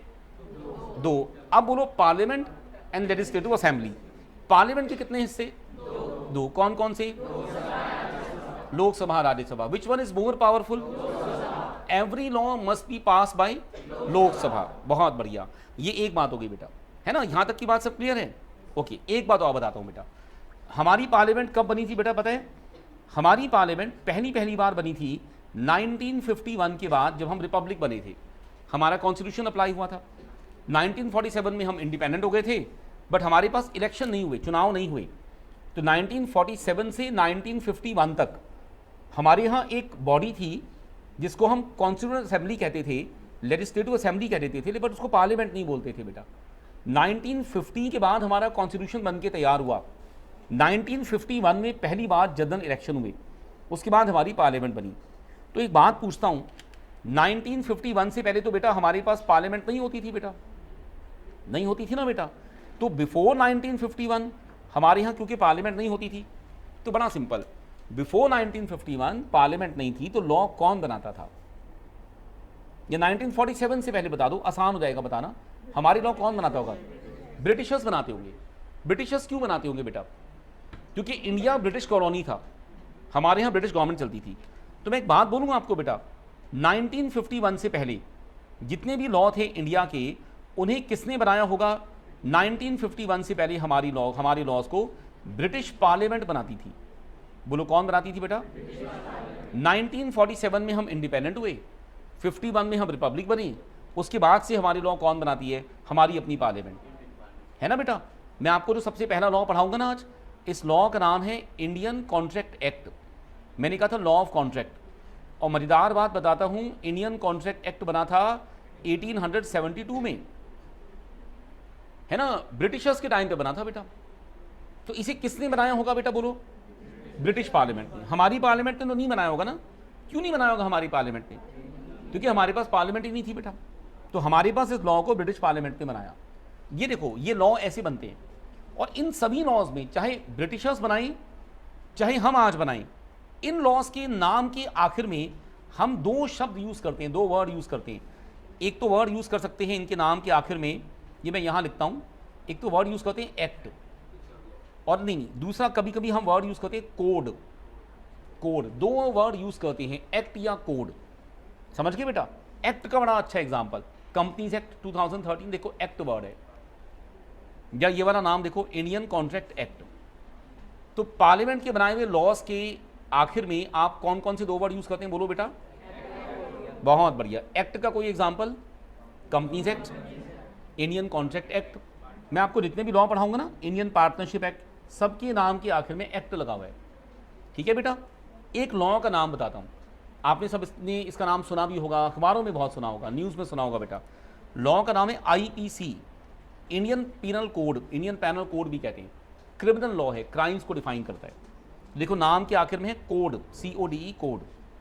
तो पार्लियामेंट से बने हुए लॉ के नाम के आखिर में क्या लगाते हैं बेटा? या तो एक्ट या फिर कोड। जिस भी लॉ के आखिर में लगे एक्ट, समझना पार्लियामेंट ने बनाया। जिस भी लॉ के आखिर में लगे कोड, समझना पार्लियामेंट ने बनाया। अगर किसी लॉ के नाम में एक्ट या कोड नहीं है बट फिर भी लॉ है, तो बेटा वो पार्लियामेंट ने नहीं बनाया, वो हाई पॉसिबिलिटी जुडिशरी ने बनाया होगा। हम इनका नाम कैसे बोलते हैं? जुडिशरी जिन लॉज को बनाती है उनका नाम कैसे बोलते हैं बेटा? मैं एक एग्जांपल देके बताता हूँ। एक केस है, बड़ा फेमस केस है, नाम है, चलिए मैं दूसरा नाम आपको लिखता हूँ, आपको याद करना आसान होगा नाम को। एक केस है, बड़ा सुंदर केस बेटा, उसका नाम है Keshavananda Bharati. Keshavananda Bharati versus state of Kerala.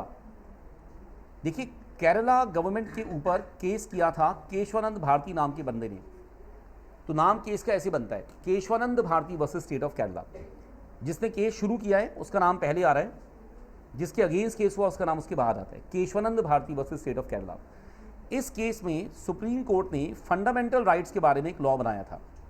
तो सुप्रीम कोर्ट ने लॉ बनाया, तो उस लॉ का हमने नाम कैसे रखना है, एक्ट या कोड तो रखना नहीं है, पार्लियामेंट से तो बना नहीं बेटा। उस लॉ के नाम में हम शब्द लिखते हैं, क्या लिखते हैं, उसका नाम Keshavananda Bharati versus state of Kerala, और हम इसको बोलते हैं केस स्टडी। क्या बोलते हैं, बोलो बेटा। तो जो लॉ पार्लियामेंट से बनकर नहीं आए, जो हाई कोर्ट सुप्रीम कोर्ट ने बनाए, उनके बनाए हुए लॉज के केस स्टडी होते हैं बेटा। कि इस केस में कोर्ट ने लॉ बनाया, मेरी बात समझ गए बेटा।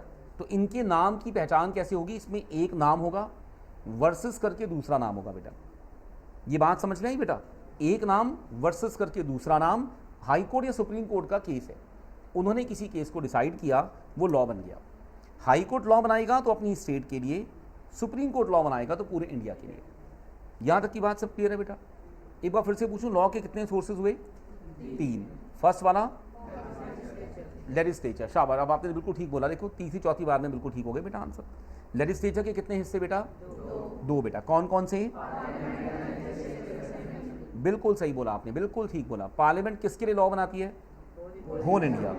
और स्टेट लेजिस्लेटिव असेंबली किसके लिए बनाती है, स्टेट के लिए। पार्लियामेंट के कितने सेगमेंट बेटा, 2। कोशिश करना बिना देखे बताना। हाँ, पार्लियामेंट के 2 सेगमेंट, कौन कौन से, बहुत बढ़िया। आज पहली क्लास है हमारी, आज आपको चैप्टर में से कुछ नहीं पढ़ा रहा, आज आपको बेसिक चीज़ बता रहा हूँ कि हमें पूरे कोर्स में हमारी मदद करेगी। पूरा कोर्स ना CA फाइनल तक आपकी हेल्प करेगी। Lok Sabha is having more powers. और एक बात पूछता हूँ, पार्लियामेंट से बने हुए लॉ को कैसे पहचानोगे, एक्ट या कोड। एक्ट का कोई एग्जाम्पल दीजिए, बहुत बड़े, कंपनीज एक्ट। और बताइए, इंडियन कॉन्ट्रैक्ट एक्ट, ठीक है बेटा। और कोड का कोई एग्जाम्पल दीजिए, IPC, इंडियन पैनल कोड। एक ही नाम बोला है मैंने कोड का, दूसरा नहीं बोला, धीरे धीरे वो भी सिखाऊंगा।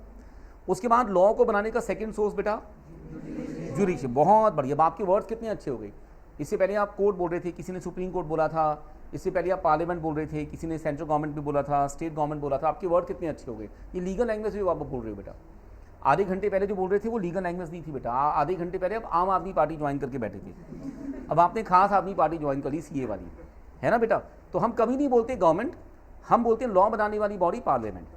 हम कभी नहीं बोलते हाई कोर्ट सुप्रीम कोर्ट। देखो मेरे पास क्लाइंट होता है ना, ज़्यादा पढ़ा लिखा ना हो, तो मैं उसको तो ऐसे ही बोलता हूँ बेटा कि high court supreme court law बनाते हैं। लेकिन हम अपने एजुकेटेड क्लाइंट को क्या बोलते हैं, जुडिशरी लॉ बनाती है। इसे बोलते हैं higher judiciary, high court supreme court, यही लॉ बनाते हैं बेटा। अच्छा, तीसरा लॉ का सोर्स क्या है, बोलो बेटा, शाबाश, कस्टम है, रीति रिवाज। आपकी मैरिज कैसी होगी बेटा, कस्टम्स के लॉ हैं, आपके धर्म के अकॉर्डिंग।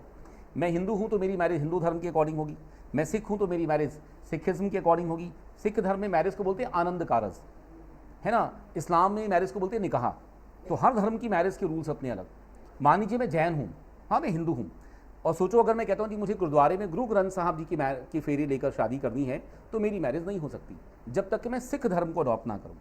एक सिख आदमी है, वो कहता है कि मैं मैरिज किसी हिंदू मंदिर में करना चाहता हूँ, तो आपका पर्सनल लॉ आपको परमिशन नहीं देगा बेटा। तो पर्सनल लॉ सबके अलग होते हैं, हमें नहीं पढ़ने। फिर पर्सनल लॉ में मैरिज की बात आई ना बेटा, तो डिवोर्स की बात भी आएगी। 2 बंदों का डिवोर्स जिस धर्म में शादी हुई उसी धर्म के अकॉर्डिंग होगा, है ना बेटा।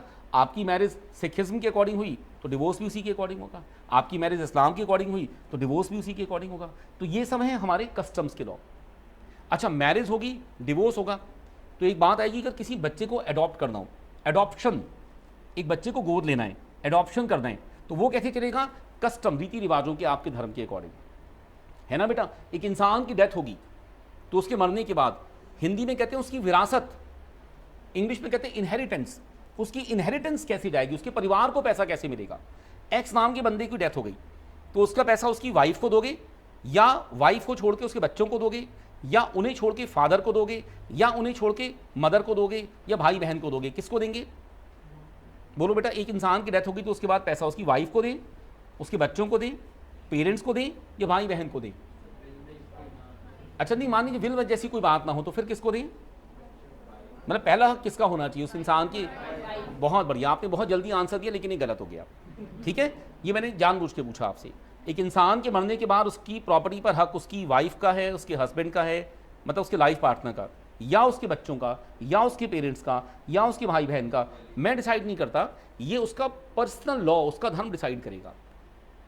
तो हिंदुइज्म में, इस्लाम में, सिखिज्म में, बुद्धिज्म में, है ना बेटा, हर रिलीजन में अलग प्रिंसिपल हो सकते हैं। कुछ रिलीजन ऐसे होते हैं जहां वो उसके लाइफ पार्टनर को ही हक देते हैं, उसके लाइफ पार्टनर को उसका लीगल रिप्रेजेंटेटिव मानते हैं। कुछ रिलीजन ऐसे होते हैं जहां उसके मदर फादर को उसका रिप्रेजेंटेटिव मानते हैं। देखो कस्टमरी लॉ है, हम तो कुछ भी नहीं कर सकते। मैं थोड़ा ना कहूँगा एक्स मरेगा तो उसकी वाइफ को ही पैसा दो, उसकी मदर फादर आ जाएंगे, नहीं वाइफ से तो अलग रहता था 6 महीने से, वाइफ को क्यों दे रहे हो, हमें दो। तो हमने कहा तुम्हारा धर्म जो कहता है वैसे करो, हमें नहीं आता। तो that is called customary law, custom से बना हुआ लॉ। ये आपको नहीं पढ़ाई जा रही, आपको हमने इनसे बचा लिया क्योंकि आप तो सीए बनने वाले हो, आपको मैरिज नहीं करानी, आपको डिवोर्स भी नहीं कराना, आपको अडॉप्शन भी नहीं कराना, वो सारा काम मेरा है ना बेटा। तो आप जो बिजनेस लॉ पढ़ रहे हो पहले तरह के सोर्सेज से बने। यहां तक की सब बात समझ में आ गई बेटा? कोई भी डाउट मन में हो पूछो बेटा, कोई भी डाउट, कोई पॉइंट समझ में ना आए हो दोबारा पूछो बेटा। आपने पूछना है, पूछते हुए हेजिटेशन नहीं करना। इंडियन बेटा दोबारा बोलो, कौन सा वर्ड कह रहे हो? इंडियन पैनल कोड, ये लॉ है, इसके नाम में आखिरी शब्द है कोड, CODE, कोड। कोड मतलब मैं कह रहा था लॉ के आखिर में या तो एक्ट लिखते हैं या कोड लिखते हैं, तो इसके नाम के आखिर में कोड शब्द है बेटा। तो ये कोड वाले लॉ का नाम का एग्जाम्पल दिया था। और कुछ पूछो बेटा। चलिए थोड़े से नोट्स बनवा दूँ यहाँ तक बेटा, थोड़े से नोट्स बनवा दूँ ना यहाँ तक। ये पहली क्लास का काम है, आपको थोड़ा सा लिखना आएगा और आपको इन चीज़ों को याद करने में आसानी हो जाएगी। फिर इसके बाद देखते हैं 5 से 10 मिनट के बाद फिर पहले टॉपिक की शुरुआत कर पाएंगे। तो आइए शुरू करते हैं। आप सबसे पहली एक हेडिंग डालिए। देखो सबसे पहले जब लिखोगे ना, आप अच्छी सी हेडिंग बनाएं हमेशा, कॉन्सेप्ट ऑफ लॉ। लॉ किसे कहते हैं बेटा? Concept of law. ठीक है, शुरू करते हैं बेटा। लॉ की सबसे जरूरी बात बताता हूं कि पॉइंट वाइज लिखा करते हैं, पॉइंट्स बनाकर लिखते हैं। हाँ, लंबे पैराग्राफ नहीं लिखने बेटा, लॉन्ग पैराग्राफ नहीं लिखने, पॉइंट बनाकर लिखते हैं। और ना धीरे धीरे आने वाली कुछ क्लासेस में आपको लीगल लैंग्वेज भी सिखाऊंगा। अभी हम इनिशियल 2-3 क्लासेस का यूट्यूब पर लाइव टेलीकास्ट कर रहे हैं, तो फिलहाल इसमें लीगल लैंग्वेज अभी हम ज़्यादा नहीं कर रहे, ये खाली सीक्रेट है मेरा और आपका, ये आप ही को सिखाऊंगा। ठीक है, तो 3 क्लासेस के बाद हम लीगल लैंग्वेज के ऊपर ज़्यादा जोर देंगे, लिखते हुए कैसे लिखना है, सेंटेंसेस कैसे बनाने हैं लॉ में, क्योंकि हमें ज़्यादा अच्छे नंबर लाने का काम करना है बेटा। तो आप लिखो बेटा, पहला पॉइंट बेटा मुझे बताना है लॉ किसे कहते हैं। आप बताओ क्या लिखना चाहिए मुझे फर्स्ट पॉइंट में? लॉज आर, क्या लिखना चाहिए बोलो? बहुत बढ़िया, तो ऐसे ही शुरू करेंगे। लिखो, laws are rules and regulations. Laws are rules and regulations created by, laws are rules and regulations created by बेटा इन तीनों के नाम लिखने पड़ेंगे। क्रिएटेड बाय, तो हम इसको शॉर्ट में लिख रहे हैं तीनों नाम। क्रिएटेड बाय लेजिस्लेचर, कॉमा लगाइए, जुडिशरी, कॉमा लगाइए, customs,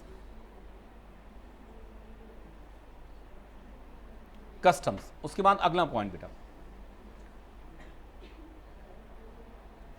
legislature has 2 elements,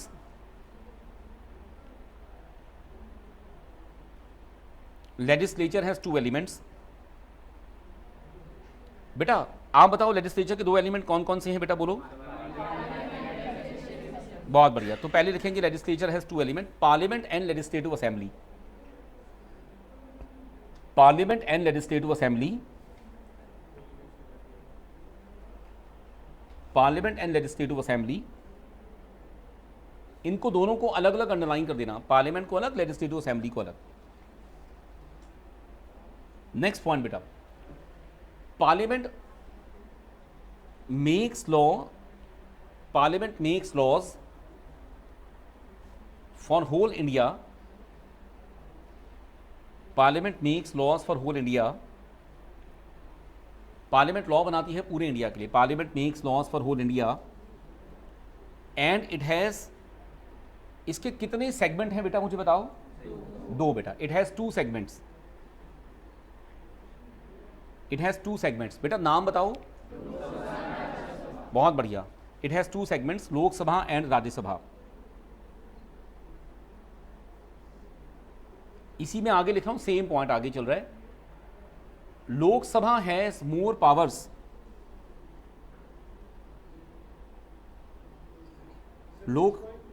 same point, Lok Sabha has more powers than Rajya Sabha and all the laws must be passed by Lok Sabha, सभी लॉज को लोकसभा जरूर पास करे। All laws must be pass by Lok Sabha. बेटा एक और बात मुझे बतानी है, मैं भूल गया, आपने बताना है ना, आपको याद आ गया होगा। पार्लियामेंट के बनाए हुए लॉ की क्या पहचान है बेटा? एक्ट या कोड। शाबाश। तो आप लिखो बेटा ये एक्ट या कोड नाम के अंदर प्रीफिक्स है, शुरू में लग रहा है या सफिक्स है? सफिक्स है, बहुत बढ़िया। लिखिए देयर आर सफिक्सेस, सफिक्सेस लगा रहे, सेम पॉइंट चल रहा है बेटा। देयर आर सफिक्सेस लाइक, क्या क्या सफिक्स है? एक्ट और code. There are suffixes like act और code along with the name of a law, along with the name of a law passed by parliament,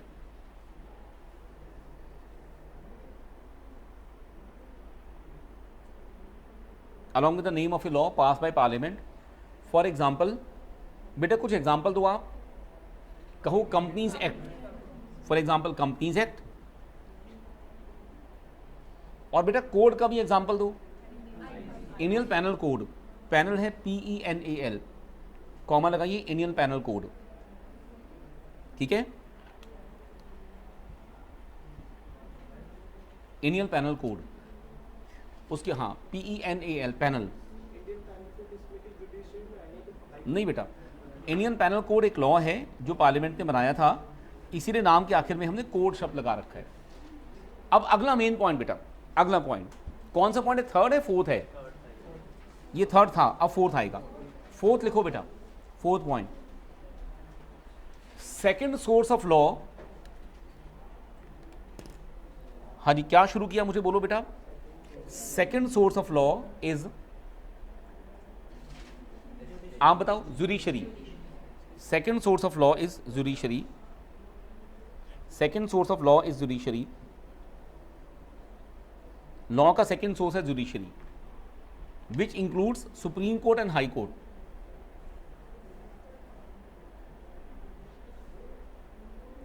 which include supreme court and high court. इसमें supreme court and high court आते हैं, ठीक है, ये बात ठीक है बेटा, क्लियर बेटा? बेटा इसी में कहूंगा सुप्रीम कोर्ट लॉ बनाता है पूरे इंडिया के लिए, और हाई कोर्ट लॉ बना सकते हैं सिर्फ अपनी स्टेट के लिए। तो आप इसमें लिखो सेम पॉइंट के अंदर, supreme court can make laws for any part of India. Supreme court can make laws for any part of India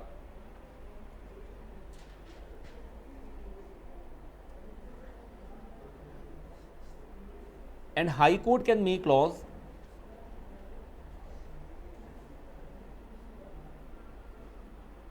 for the state only, for the state only। बेटा judiciary के बनाए हुए laws को क्या बोलते हैं? केस स्टडी, ठीक है बेटा, जुडिशरी के बनाए हुए लॉ को बोलते हैं केस स्टडी। जैसे आपके सामने एक नाम है Keshavananda Bharati versus state of Kerala, जो केस को शुरू करता है जनरली उसका नाम पहले, और उसके बाद सेकंड पार्टी का नाम जिसके अगेंस्ट केस हुआ।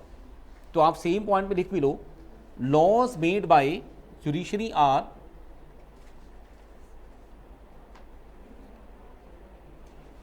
Laws made by judiciary are known as, आप बताइए क्या बोलते हैं इन्हें? Case study. Laws made by judiciary are known as case studies. बस बेटा बहुत बढ़िया हो गया काम, यहां तक का बिल्कुल ठीक हो गया। अब आगे चलता हूं बेटा, आखिरी पॉइंट। बेटा आखिरी पॉइंट आप बताओ मुझे किसके बारे में बताना है? कस्टम्स। जरा मुझे लिखवाने की शुरुआत कराओ, क्या लिखना चाहिए? अच्छा ऐसे कहीं थर्ड सोर्स ऑफ लॉ, ऐसे ही लिखो फिर, बोलो third source of law,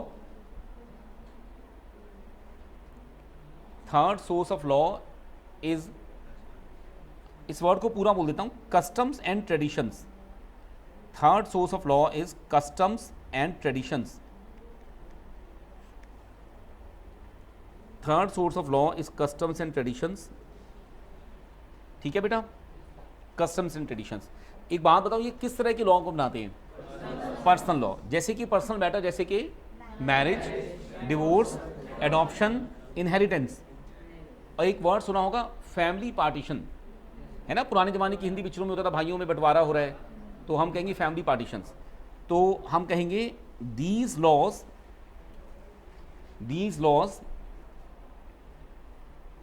mainly deal with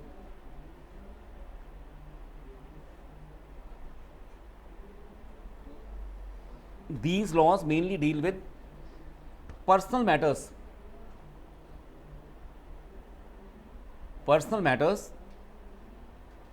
like क्या क्या लिखूं? लिखो मैरिज, बहुत बढ़िया, marriage, divorce, adoption, marriage, divorce, adoption, inheritance, विरासत, एक इंसान के मरने के बाद उसकी प्रॉपर्टी का बंटवारा कैसे होगा उसके परिवार में, marriage, divorce, adoption, inheritance etcetera. हाँ ऐसी बातें बेटा सारी, ठीक है बेटा। यहाँ तक एक बार पढ़ के देख लो, 2 मिनट लगेंगे, एक बार नजर मारो सारी पर, देखो कोई भी ऐसी चीज़ हो जो समझ में नहीं आई हो मुझे बताओ बेटा।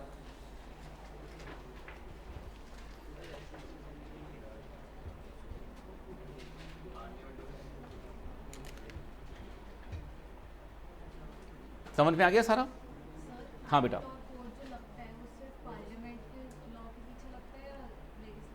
लेजिस्लेटिव असेंबली के लिए भी, क्योंकि इनको लेजिस्लेचर बोलते हैं, है ना, सारे लेजिस्लेचर लॉ बनाते हैं ना बेटा, सबके आगे एक्ट या कोड लगता है।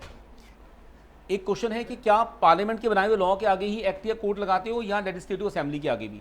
हमने कहा दोनों के, क्योंकि वो दोनों लेजिस्लेचर का हिस्सा है, लेजिस्लेचर लॉ बनाते हैं तो एक्ट या कोड लगता है। हाँ बेटा, बेटा जो कोर्ट मैरिज है उसके लिए पार्लियामेंट ने लॉ बना रखा है, ये उन लोगों के लिए होता था जो अलग धर्मों को बिलोंग करते हैं। सपोज फॉर एग्जांपल कि आपकी मैरिज कैटरीना कैफ से करानी होती कुछ साल पहले की बात, तो आपका और उसका रिलीजन अलग हो गया, धर्म अलग हो गया, तो आपकी मैरिज ना आपके धर्म के अकॉर्डिंग हो सकती ना उसके धर्म के अकॉर्डिंग, तो ऐसे केस में दोनों में से एक को अपना धर्म चेंज करना पड़ता। लेकिन हमें इस केस में एक रास्ता है, पार्लियामेंट ने लॉ बनाया था, उसका नाम था स्पेशल मैरिज एक्ट, उसके अंदर मैरिज करा सकते हैं। लेकिन तुम्हें दोबारा नहीं पूछना इसके बारे में, पहले सीए पूरा करना, उसके बाद में पूछना तुमने कोर्ट मैरिज के बारे में। और पूछो बेटा, और कोई चीज़ बेटा, मैरिज के अलावा कुछ और? चलो ठीक है, तो मैं आपको, हाँ बोलो।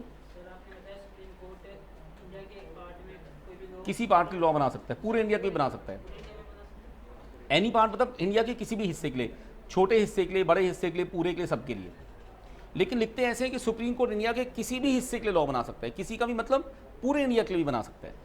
कभी कभी कोर्ट लॉ बना देता है किसी खास पार्ट के लिए, किसी खास हिस्से में लॉ बन गया। बेटा एक क्वेश्चन है कि क्या सुप्रीम कोर्ट इंडिया के किसी छोटे हिस्से के लिए भी लॉ बना सकता है? तो तमिलनाडु में ना, एक तमिलनाडु में, साउथ इंडिया में एक कस्टम चलता था, इसको बोलते थे जल्लीकट्टू। जल्लीकट्टू में लोग क्या करते थे, जो बुल्स होते हैं, बैल पालते थे अपने घर में बचपन से, फिर बड़े होने के बाद बुल फाइट कराते थे बेटा, बैलों की दौड़ होती थी, फाइट होती थी ह्यूमन बींग्स के साथ। तो हमने देखा वो एक ऐसा कस्टम माना गया, लोगों ने कहा कि बड़ा क्रूअल है कि बुल को आप दौड़ लगवाने लेकर आ रहे हो, फाइट करवा रहे हो, उसको इंजरीज होती हैं और ह्यूमन बींग्स को चोटें लगती हैं। सुप्रीम कोर्ट में केस गया तो सुप्रीम कोर्ट ने जल्लीकट्टू को बैन कर दिया था। और तो बाद में उसके बाद लॉ बनाया गया पार्लियामेंट से जल्लीकट्टू को अलाउ करने के लिए। ये माना गया कि हज़ारों लोगों की भावनाएं जुड़ी थी उनके साथ, बचपन से बैल पालते थे लड़वाने के लिए। तो बाद में पार्लियामेंट ने सुप्रीम कोर्ट के जजमेंट को बदलने के लिए नया लॉ भी बनाया था। बट हाँ, जो कोर्ट लॉ बनाते हैं, देखो जल्लीकट्टू का लॉ खाली साउथ इंडिया के उन हिस्सों में था, दिल्ली में जल्लीकट्टू नहीं होता। कभी नहीं सुना आपने अगली क्लास में जनकपुरी में आ रहे हैं, पंखा रोड पर जल्लीकट्टू चलने लग रहा है, ऐसा नहीं। तो किसी हिस्से के लिए भी लॉ बना सकते हैं, छोटा हिस्सा हो, पूरा देश हो, सबके लिए लॉ बना सकता है सुप्रीम कोर्ट बेटा। ठीक है बेटा, और कोई चीज़ बेटा? तो चलिए मैं आपको एक और पॉइंट बताता हूँ, एक काम शुरू करेंगे हम इसके साथ। यहाँ देखो बेटा, सामने देखना बेटा, हाँ ये एक, ये तो मैंने आपको दिखाई दिया था, यहाँ लेकर चलता हूँ। लॉ के 3 सोर्सेज मैंने आपको बता दिए, और याद कीजिए पार्लियामेंट जब लॉ बनाती है, पुराने टाइम पर इंग्लिश पार्लियामेंट लॉ बनाती थी। इंग्लिश पार्लियामेंट की बात हमने लिखी नहीं बेटा अभी। फिर मैंने आपको बताया कि कोर्ट के केस स्टडीज़ भी लॉ होते हैं, हाई कोर्ट सुप्रीम कोर्ट वाले। तीसरा मैंने बताया कस्टम्स एंड ट्रेडिशंस, है ना, 3 चीज़ें मैंने आपको बताई बेटा। हम एक लॉ की इंट्रोडक्शन की शुरुआत करते हैं बेटा। देखो हमारा सबसे पहला चैप्टर है इंडियन कॉन्ट्रैक्ट एक्ट 1872। देखो लॉ का नाम कैसे था, नाम में एक्ट लगा हुआ है, तो मतलब ये पार्लियामेंट से बना था। उसके बाद जिस ईयर से लॉ बनता है ना बेटा, पार्लियामेंट से पास हुआ, उसका ईयर लिखा होता है। तो बड़ा पुराना ईयर बेटा, 1872 की बात है जब ये लॉ बना था। और क्योंकि ब्रिटिश पार्लियामेंट ने बनाया था, और उस ज़माने में ब्रिटिशर्स जो थे, जो इंग्लैंड के लोग थे, ब्रिटिश गवर्नमेंट दुनिया के बहुत से देशों में चलती थी बेटा, तो वो हर देश का लॉ बनाते थे, जो उनके गुलाम थे सारे, जैसे हमारे यहाँ उनका रूल चलता था। तो वो जिस देश का लॉ बनाते थे, उस लॉ में उस देश का नाम लिख दिया करते थे। तो उन्होंने नाम लिखा इंडियन कॉन्ट्रैक्ट एक्ट 1872। अगर आज मैं इंडिया में अगर ऐसा लॉ बनाऊं, तो मैं आज इंडिया में लॉ बनाते हुए उसके शुरू में इंडियन शब्द नहीं लिखा करता, क्योंकि हम तो बनाते ही इंडिया के लिए लॉ है ना बेटा। हम तो अपना लॉ बनाते ना, हम बोलते कंपनीज एक्ट, हम नहीं बोलते इंडियन कंपनीज एक्ट। लेकिन सोचो अगर आज एक देश गुलाम होता अंग्रेज़ों का, आज भी अगर वो लोग ये लॉ बना रहे होते 1947 से पहले, तो नाम क्या रखते, शायद इंडियन कंपनीज एक्ट। तो इसलिए लॉ के शुरू में इंडियन वर्ड लगा हुआ है। किसी भी लॉ के शुरू में इंडियन वर्ड मिले ना आपको बेटा, आप समझ जाना कि पुराने ज़माने का लॉ होगा बेटा, और बाकी ईयर से तो आप पहचान ही दोगे बेटा, है ना बेटा। ये लॉ बनाया था ब्रिटिशर्स ने। और पता है ये लॉ किस लिए बनाया गया, ये हमें कॉन्ट्रैक्ट बनाना सिखाता था। ये सिखाता था कि कॉन्ट्रैक्ट कैसे बनते हैं। कॉन्ट्रैक्ट वर्ड का मतलब हो गया यहाँ पर, ये सिखाता है अग्रीमेंट्स कैसे बनते हैं, डिफरेंट पर्सन्स के बीच में अग्रीमेंट्स कैसे बनाए जाते हैं। आपके मेरे बीच में कोई अग्रीमेंट हो, वो कैसे बनता है। कॉन्ट्रैक्ट का मतलब यहाँ पर अग्रीमेंट से।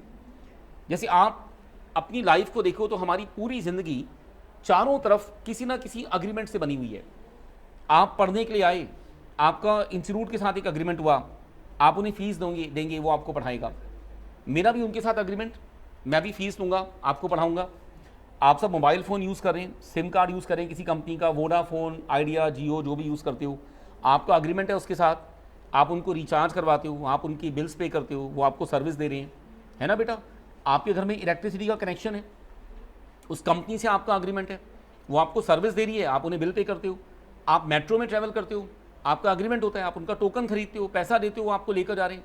देखो मेट्रो वाले बिना टोकन के लेके नहीं जा रहे। कभी भी आप मेट्रो स्टेशन में जाके लिफ्ट मांग के देखो, क्या हमें लेके चलो, मना कर देते हैं। तो हम क्या देख रहे हैं, हमारी पूरी लाइफ में चारों तरफ अग्रीमेंट्स हैं, कमर्शियल अग्रीमेंट है, पैसे का लेन देन चल रहा है बेटा। आपको किसी दुकान से फर्नीचर खरीदना हो, तो दुकान वाला कभी भी फर्नीचर फ्री में नहीं दे रहा आपको। आप अग्रीमेंट बनाते हो, फर्नीचर खरीदने का कॉन्ट्रैक्ट बनाते हो, पैसा देते हो, फिर फर्नीचर आपको मिलता है। तो हम इस लॉ में आपको सिखाते हैं ये अग्रीमेंट क्या हैं और कैसे बनते हैं। ठीक है बेटा, इस लॉ की सबसे बड़ी बात, पहले इस लॉ की आज का एक छोटा सा कॉन्सेप्ट आपको बताऊंगा, इसके बाद अगली क्लास में कॉन्सेप्ट बताऊंगा ये लॉ इंडिया में अप्लाई कहाँ पर होता है। आज एक बात बताता हूँ इस लॉ को। जब आप इंडियन कॉन्ट्रैक्ट एक्ट को देखते हो तो ये लॉ पूरे इंडिया में अप्लाई होता है। अगर आप एरिया वाइज देखो ना, तो ये लॉ पूरे इंडिया में अप्लाई होता है बेटा। It's applicable in whole India. ये पूरे इंडिया के लिए लॉ चल रहा है बेटा। कुछ साल पहले तक, कुछ टाइम पहले तक जम्मू एंड कश्मीर का लॉ अलग था, तो there used to be separate law in Jammu and Kashmir. अभी सिंगल लॉ है पूरे इंडिया का। सिंगल लॉ होने का बेनिफिट भी होता है कि पूरे इंडिया की लीगल पॉलिसी एक जैसी होती है। तो हमारा लॉ इंडिया में कहाँ पर अप्लाई होता है, एरिया वाइज, कहना होल इंडिया। बोलो एरिया वाइज कहाँ पर अप्लाई होता है, होल इंडिया। और इस लॉ की बड़ी इंपॉर्टेंट बात देखें बेटा, तो इंडिया में ये लॉ हमें अग्रीमेंट्स को बनाना सिखाता है। ये सिखाता है अग्रीमेंट्स पर ये लॉ एप्लीकेबल है, कॉन्ट्रैक्ट्स पर ये लॉ एप्लीकेबल है। जब हम अग्रीमेंट या कॉन्ट्रैक्ट शब्द बोलते हैं जिसके ऊपर ये लॉ एप्लीकेबल है, तो अग्रीमेंट्स या कॉन्ट्रैक्ट अग्रीमेंट होते हैं दो तरह के। एक होते हैं सोशल अग्रीमेंट और एक होते हैं लीगल। लीगल का एक और नाम है कमर्शियल, सोशल का एक और नाम है पर्सनल। तो एक अग्रीमेंट होता है सोशल, एक अग्रीमेंट होता है कमर्शियल। सोशल मतलब डोमेस्टिक बातें, अपनी पर्सनल बातें, है ना। हम दो अच्छे दोस्त हैं, वो और मैं अच्छे फ्रेंड हैं, तो हमने बात की कि भाई मेरी लास्ट क्लास मिस हो गई थी, क्या तुम मेरा होमवर्क पूरा करने में मदद करना। कह रहा हाँ जी मैं कर दूंगा, क्लास के बाद बैठेंगे, मैं आपका होमवर्क पूरा करने में आपकी हेल्प कर दूंगा। तो हमारा एक सोशल एग्रीमेंट हो गया। मेरी बात समझ गए बेटा? फॉर एग्जाम्पल हम दोनों ब्रदर सिस्टर्स हैं, मैंने उसको कहा भी तुम्हारी आने वाले बर्थडे पर तुम्हें एक डायमंड नेकलेस गिफ्ट करूंगा। वो अलग बात है, दे नहीं रहा मैं उसको डायमंड नेकलेस, मान लो। तो हमारा अग्रीमेंट कैसा है भाई? सोशल है ना बेटा? जो लॉ आप पढ़ रहे हो ना बेटा, because it's a business law. कैसा लॉ है? Business law. तो ये सिर्फ कमर्शियल कॉन्ट्रैक्ट्स को चलाने के लिए बनाया गया। मतलब मान लीजिए मेरा फ्रेंड मुझे प्रॉमिस करता है कि आपका होमवर्क पूरा करने में हेल्प करूंगा, और वो मेरा होमवर्क पूरा करने में हेल्प ना करे, तो कोई कमर्शियल कॉन्ट्रैक्ट नहीं है हमारे ऊपर, मैं कोर्ट केस नहीं कर सकता उसके ऊपर। इसी तरह मैंने अगर अपनी सिस्टर को प्रॉमिस किया कि मैं तुम्हें तुम्हारे बर्थडे पर डायमंड नेकलेस दूंगा, और मैं ना दूं, तो वो केस नहीं कर सकती बेटा मेरे ऊपर, बिकॉज हमारा अग्रीमेंट कैसा है? सोशल। तो हम इस लॉ में क्या कहते हैं? अग्रीमेंट्स दो तरह के होते हैं, एक होते हैं सोशल, एक होते हैं कमर्शियल। ये लॉ कमर्शियल अग्रीमेंट्स पर अप्लाई करता है, ये लॉ सोशल अग्रीमेंट्स पर अप्लाई नहीं करता। यहां तक की बात ठीक है बेटा? देखो मैं दोबारा बोलता हूं, ये लॉ आप ध्यान से देखिए, कमर्शियल अग्रीमेंट्स पर अप्लाई करता है, और कमर्शियल अग्रीमेंट्स ही इस लॉ में कवर होते हैं, उन्हीं को हम कॉन्ट्रैक्ट कहते हैं। कमर्शियल अग्रीमेंट्स को ही कॉन्ट्रैक्ट कहते हैं बेटा। जो सोशल अग्रीमेंट है ना, उन्हें हम कॉन्ट्रैक्ट ही नहीं कहते, सोशल अग्रीमेंट को खाली सोशल अग्रीमेंट कहते हैं। और कमर्शियल कॉन्ट्रैक्ट्स पर ये लॉ अप्लाई करता है बेटा। कमर्शियल कॉन्ट्रैक्ट होते हैं मनी मैटर्स। बोलो कैसे मैटर्स बेटा? Money matters. मनी मैटर का एग्जांपल दूं बेटा, जैसे आप कहते हो हम वोडाफोन का, एयरटेल का या जियो का एक रिचार्ज कराते हैं, आप उन्हें पैसा दे रहे हो ना रिचार्ज कराने में, इसीलिए वो आपको सर्विस दे रहे हैं बेटा, इट्स ए मनी मैटर। आप दुकान पे जाते हो फर्नीचर खरीदने, आप पैसा देते हो बेटा, दैट्स वाई वो आपको फर्नीचर देते हैं बेटा, मनी मैटर हो गया। तो हमारे पास जितने भी कॉन्ट्रैक्ट मनी मैटर होते हैं ना बेटा, वो कमर्शियल होते हैं। या तो बेटा मनी मैटर हो, या बेटा प्रॉपर्टी का मैटर हो, है ना? आप एक बिल्डिंग खरीदते बेचते हो बेटा, कैसा कॉन्ट्रैक्ट है? कमर्शियल या सोशल? कमर्शियल। मैकडी से बर्गर खरीदते हो, कैसा कॉन्ट्रैक्ट है? कमर्शियल। मैकडी से बर्गर खरीदा, पैसा दिया तो मिला। सोशल कैसा होता कि मैकडी वाले बर्गर का लंगर बांट रहे होते, कहते यार लंगर चला रहे हैं, सबको फ्री में बर्गर दे रहे हैं बेटा, तो सोशल होता है ना? ठीक। तो कमर्शियल कॉन्ट्रैक्ट क्या है? मनी मैटर या फिर प्रॉपर्टी मैटर्स। बोलो बेटा, ये बात समझ गए? दूसरे थे बेटा सोशल। सोशल कैसे थे बेटा पता है? सोशल ऐसे बेटा जैसे दो फ्रेंड्स की बातें, दो रिलेटिव्स की बातें, है ना, फैमिली मेंबर्स की बातें, ये होते हैं सोशल। सोशल अग्रीमेंट्स पर हमारा लॉ अप्लाई नहीं होता। जब हम इस लॉ की बात देखते हैं तो ये सोशल अग्रीमेंट्स पे अप्लाई नहीं होता बेटा। सोशल अग्रीमेंट को आप कैसे पहचानना? जहां दो पर्सन्स के बीच में कोई रिलेशन हो, जैसे सोचो एक आप और एक आपका कोई फ्रेंड, इमेजिन करो बेटा एक आप और एक आपका फ्रेंड है। ये दो केसेस पढ़ाऊंगा अभी आपको 2 मिनट के बाद। एक आप हो बेटा और एक आपका फ्रेंड है ना? सोचो ये आप हो बेटा जो दोनों आंखें मार रहा है, और ये एक बेटा जो एक ही आंख बंद कर रहा है बार बार। सोचो बेटा दो फ्रेंड्स के बीच की बातें, हाँ, दो फ्रेंड्स बैठ के बातें करें, क्या बातें करें भाई? क्लास के बाद बैठेंगे इकट्ठा बैठ के कॉफ़ी पियेंगे। एक दोस्त दूसरे दोस्त से कह रहा है कि मैं क्लास के बाद तुम्हारा होमवर्क पूरा करने में हेल्प करूंगा। तो ये सोशल मैटर्स, सोशल अग्रीमेंट्स। देखो सोशल अग्रीमेंट की क्या बात बेटा, यहां रिलेशंस की बातें हैं, तो जो रिलेशंस की बातें चल रही हैं वो सोशल, उनके ऊपर हमारा लॉ अप्लाई नहीं होता।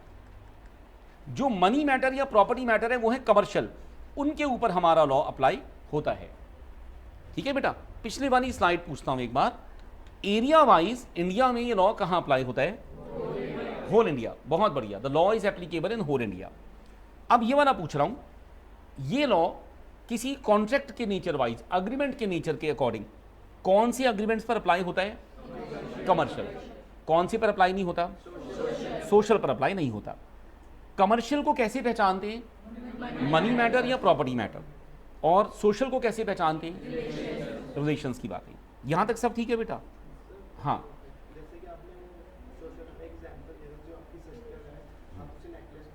ठीक है।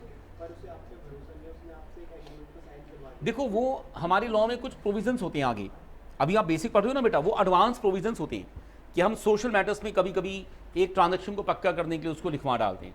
इसके बारे में अभी नहीं बताता, ब्रीफ में बोलता हूँ खाली कि कुछ प्रोविजंस होते हैं लॉ में जहाँ पर हम एक सोशल एग्रीमेंट को किसी दूसरे लॉ में पूरा करा सकते हैं। इस लॉ में कवर नहीं होता, लेकिन हमारे पास तो अलग लॉज भी हैं, पर्सनल लॉज भी तो हैं कस्टम्स के, जो पर्सनल मैटर्स को चलाते हैं, वहाँ पर भी बड़ी सारी ट्रांजेक्शन्स कवर होती हैं। अच्छा, मैं एक बात बोलता हूँ, हाँ बताइए क्या मैं सही कह रहा हूँ? All the transactions having money matter और प्रॉपर्टी मैटर, जो ट्रांजेक्शन मनी मैटर और प्रॉपर्टी मैटर हैं वो कमर्शियल हैं बेटा, वो इस लॉ में कवर होंगी, उन पर ये लॉ अप्लाई करेगा। जो रिलेशंस की बातें, फ्रेंडशिप की बातें, इमोशंस की बातें, लव एंड अफेक्शन की बातें, वो हमारे इस लॉ में कवर नहीं होंगी क्योंकि वो पर्सनल अग्रीमेंट्स हैं। मैं ठीक कह रहा हूँ ना बेटा? देखो ये बड़ा आसान था कि मनी मैटर या प्रॉपर्टी मैटर देखना, आप कहना जी मैंने चेयर खरीदी दुकान से, मैं कहूँगा बेटा कमर्शियल कॉन्ट्रैक्ट है। आप कहना जी मैं डीटीसी की बस में ट्रैवल कर रहा हूँ, मैंने टिकट ली है, मैं कहूँगा जी कमर्शियल कॉन्ट्रैक्ट है। ट्रेन में ट्रैवल कर रहा हूँ, टिकट ली, एयरलाइंस में ट्रैवल कर रहा हूँ, टिकट ली, कमर्शियल कॉन्ट्रैक्ट। आप कहते सर हम दो दोस्त बैठ के क्लास के बाद बैठ के इकट्ठा कॉफ़ी पी रहे हैं, मैं कहता it's a personal matter, social matter, हमारा लॉ इस पर अप्लाई नहीं होता। यहाँ तक ठीक है बेटा? बेटा प्रॉब्लम आ जाती है कभी कभी कि अगर रिलेशंस के अंदर मनी मैटर आ जाए, रिलेशंस में क्या आ जाए बेटा? Money matter. देखो प्योरली मनी मैटर हो, प्रॉपर्टी मैटर हो तो कमर्शियल, और रिलेशंस की बातें हो तो सोशल। बात आती है रिलेशंस में अगर मनी मैटर आ जाए तो क्या वो कमर्शियल रहेगा? जल्दी नहीं बताना, क्या वो कमर्शियल हो जाएगा या वो सोशल हो जाएगा? अब बताओ, रिलेशन से मनी मैटर आ गया, सोशल या कमर्शियल? अच्छा आप सारी कहते हो कमर्शियल, पक्का?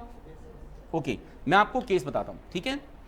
यहां पर हम पहली बार, आप फर्स्ट टाइम एक लॉ में केस पढ़ने जा रहे हैं बेटा। आपने बड़े सारे केसेस सुने बेटा, हमने वो केस सुना कुछ महीनों पहले न्यूज़पेपर में, वो एक पर्सन ने अपनी गर्लफ्रेंड को मार के उसकी पीसेस काट के फ्रिज में संभाल के रखे, है ना बेटा? तो हमने तो न्यूज़ में सुना, तो हमें लगा उस केस के अंदर हमने उसको लीगल तरीके से नहीं सुना। तो उस केस का इफेक्ट ये होगा कि कोई भी आदमी दुकान पे बड़ा सा फ्रिज खरीद रहा है तो हमें तो उसको देख के डाउट होता है पता नहीं किसे बंद करके रखेगा। तो हम लोग यहाँ क्या देख रहे हैं कि केस को लॉ में कैसे पढ़ा जाता है। मैं आपको केस का नाम बताता हूँ।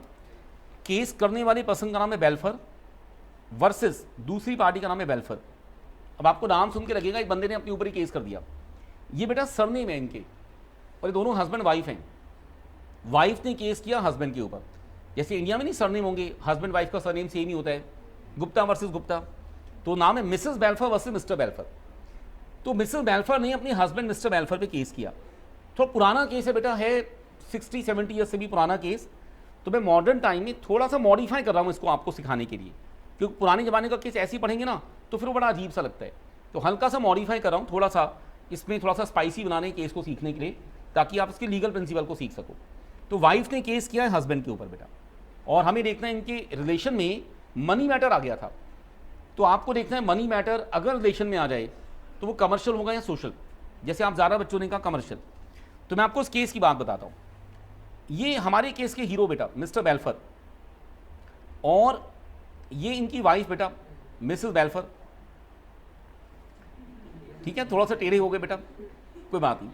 तो मिस्टर बेल्फर और मिसेस बेल्फर दोनों हस्बैंड वाइफ। बेटा केस में क्या था कि थोड़ा सा मॉडिफाई कर रहा हूँ केस को। मिस्टर बेल्फर इमेजिन कीजिए आर्मी के एक सोल्जर थे, और केस के फैक्ट्स को थोड़ा बदल के आपको बता रहा हूँ ताकि आप अच्छा सीख सको इसको। ब्रिटिश केस है, इंग्लैंड का केस है बेटा, क्योंकि हमारा लॉ ब्रिटिश लॉ है, इंग्लैंड से बनकर आया था। आर्मी का सोल्जर था बेटा, छुट्टियां मनाने घर पे आया हुआ था। तो आर्मी का सोल्जर था, छुट्टी मनाने घर पर आया हुआ था बेटा। बड़ी सी फैमिली थी। फैमिली में कौन है बेटा? फैमिली में मदर फादर हैं, 3-4 भाई बहन हैं, एक वाइफ है मिसेस बेल्फर जिनके साथ हमारा केस भी है, अभी झगड़ा चलेगा, और 2 इसके बच्चे हैं। तो बड़ी फैमिली, पूरे ट्रक के साइज़ की फैमिली बेटा। अब मिस्टर बेल्फर छुट्टी मनाने घर पर आए हुए बेटा, इंग्लैंड की वॉर शुरू हो गई जर्मनी के साथ। तो सारे आर्मी के सोल्जर्स को मैसेज भेजे गए कि आपकी छुट्टियां कैंसिल की जा रही हैं, ऑफिस में रिपोर्ट करो, बॉर्डर पे लड़ने जाना है। मिस्टर बेल्फर के पास भी घर पे मैसेज पहुंचा, ऑफिस में रिपोर्ट करो, बॉर्डर पे लड़ने जाना है। मिस्टर बेल्फर ने घर पे सबको बताया, सब बड़े उदास हो गए, बड़े परेशान है जी, ये सब बॉर्डर पे जाना है लड़ने के लिए, वॉर चल रही है, पता नहीं कितने दिन चलेगी, और पता नहीं कहीं कुछ हो ना जाए, कोई कैजुअलिटी हो जाए, लड़ने जा रहे हैं बॉर्डर पे, पता लगा कुछ एक्सीडेंट हो गया, डेथ हो गई, सब बड़े उदास हैं, बड़े परेशान हैं। तो मिस्टर बेल्फर ने अपना सामान वामान सब पैक कर दिया, घर में सबको बाय बाय कर रहे हैं बेटा, फाइनल बाय करके जा रहे हैं, ऑफिस जाना है। मदर फादर से मिले, उनसे बातचीत हुई, उनको बाय किया, कहा जी घर का ध्यान रखना। भाई बहनों से मिले, घर का ध्यान रखना। बच्चों से मिले, घर का ध्यान रखना है। अपनी वाइफ से मिले, बोले भी मैं तो लड़ने जा रहा हूँ, तुम्हें ही घर का ध्यान रखना है। तो वाइफ बोली ठीक है, आप आराम से अपनी ड्यूटी पूरी करो, जाओ, मैं घर का ध्यान रखूँगी। तो हस्बैंड ने कहा तुम मेरे जाने के बाद घर का ध्यान रखो, हर महीने तुम्हें मेरी सैलरी में से 100 पाउंड भेजूंगा घर के खर्चों के लिए। मनी मैटर आ गया। वाइफ ने कहा ठीक है, तुम जाओ, 100 पाउंड हर महीने भेजते रहना, मैं घर का ध्यान रखूंगी, है ना बेटा। तो हस्बैंड वाइफ के बीच में अग्रीमेंट हो गया क्या कि हस्बैंड अपनी वाइफ को हर महीने 100 पाउंड देगा। क्या देगा बेटा? 100 पाउंड हर महीने, और वाइफ उसके बदले में घर का ध्यान रखेगी, सर्विस देगी। घर का ध्यान रखना सर्विस होगी ना बेटा। बेटा हस्बैंड चला गया वॉर में और अपना काम कर रहा है, हर महीने 100 पाउंड अपनी वाइफ को भेजता रहता है, वाइफ घर को मैनेज कर रही है। अब केस बताते हैं कि वाइफ थोड़ा सा शॉर्ट टेम्पर्ड है, गुस्से वाली है, जैसी महाभारत का भीम था वैसी। घर में सबके साथ झगड़े होते हैं इसके बेटा, मदर फादर के साथ जो इसके इन लॉज हैं, अपने हस्बैंड के भाई बहनों के साथ, अपने बच्चों के साथ, और सबको धुआंधार धोती है, डांट लगाती है, बच्चों की बेटा पिटाई विटाई भी करती होगी बेटा। सब बड़े परेशान। मदर फादर ने एक लेटर भेजा मिस्टर वेल्फर को, वो बेचारा वॉर में लड़ रहा है, उसको लेटर भेज रहे हैं, कह रहे देखो तुम्हारी वाइफ हर रोज तंग करती है। इनके ब्रदर सिस्टर लेटर भेज रहे हैं कि भाभी हर रोज तंग करती है, ताने मारती है, नैगिंग करती है, झगड़ा करती है। बच्चे हर रोज लेटर भेज रहे हैं कि मम्मी हर रोज मारती है, महाभारत के 2 एपिसोड खेलती है हमारे साथ। मिस्टर वेल्फर परेशान हो गए। एक दिन अपनी वाइफ को लेटर भेजा, बोले देखो तुम्हारा नेचर पहले भी ऐसा था, आज भी ऐसा है ना, तुम्हारे में कोई चेंज नहीं आया, सुधार नहीं आया, मैं बड़ा परेशान हो गया हूं, जाओ अगले महीने तुम्हें 100 पाउंड नहीं भेजूंगा। तो वाइफ को हस्बैंड ने पैसा देने से मना कर दिया। ठीक है बेटा, तो सिंपल केस, हस्बैंड वाइफ के बीच में एग्रीमेंट था, हस्बैंड ने वाइफ को हर महीने पैसा देना था, वाइफ ने घर का ध्यान रखना था। हस्बैंड किसी बात पर नाराज है, वाइफ को पैसा देने से मना कर देता है ना बेटा। मैंने थोड़ा सा केस को हल्का सा बदल के आपको सुनाया।